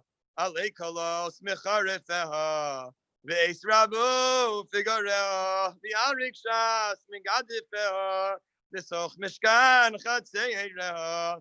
Elitzia v'yareha. K'moisha v'tzireha. Chiv sulach hagurasak. Al ba'al ni'oreha. Alei shemcha asher chulal. V'fi kameh mitzireha. V'al tachan yitzav v'chula. Kishovu shema amareha. Elitzia v'yareha. Kamoisha v'tzireha. V'chev sulach hagorasa kal ba'al ne'oreha. Have a meaningful and easy rest of your fast.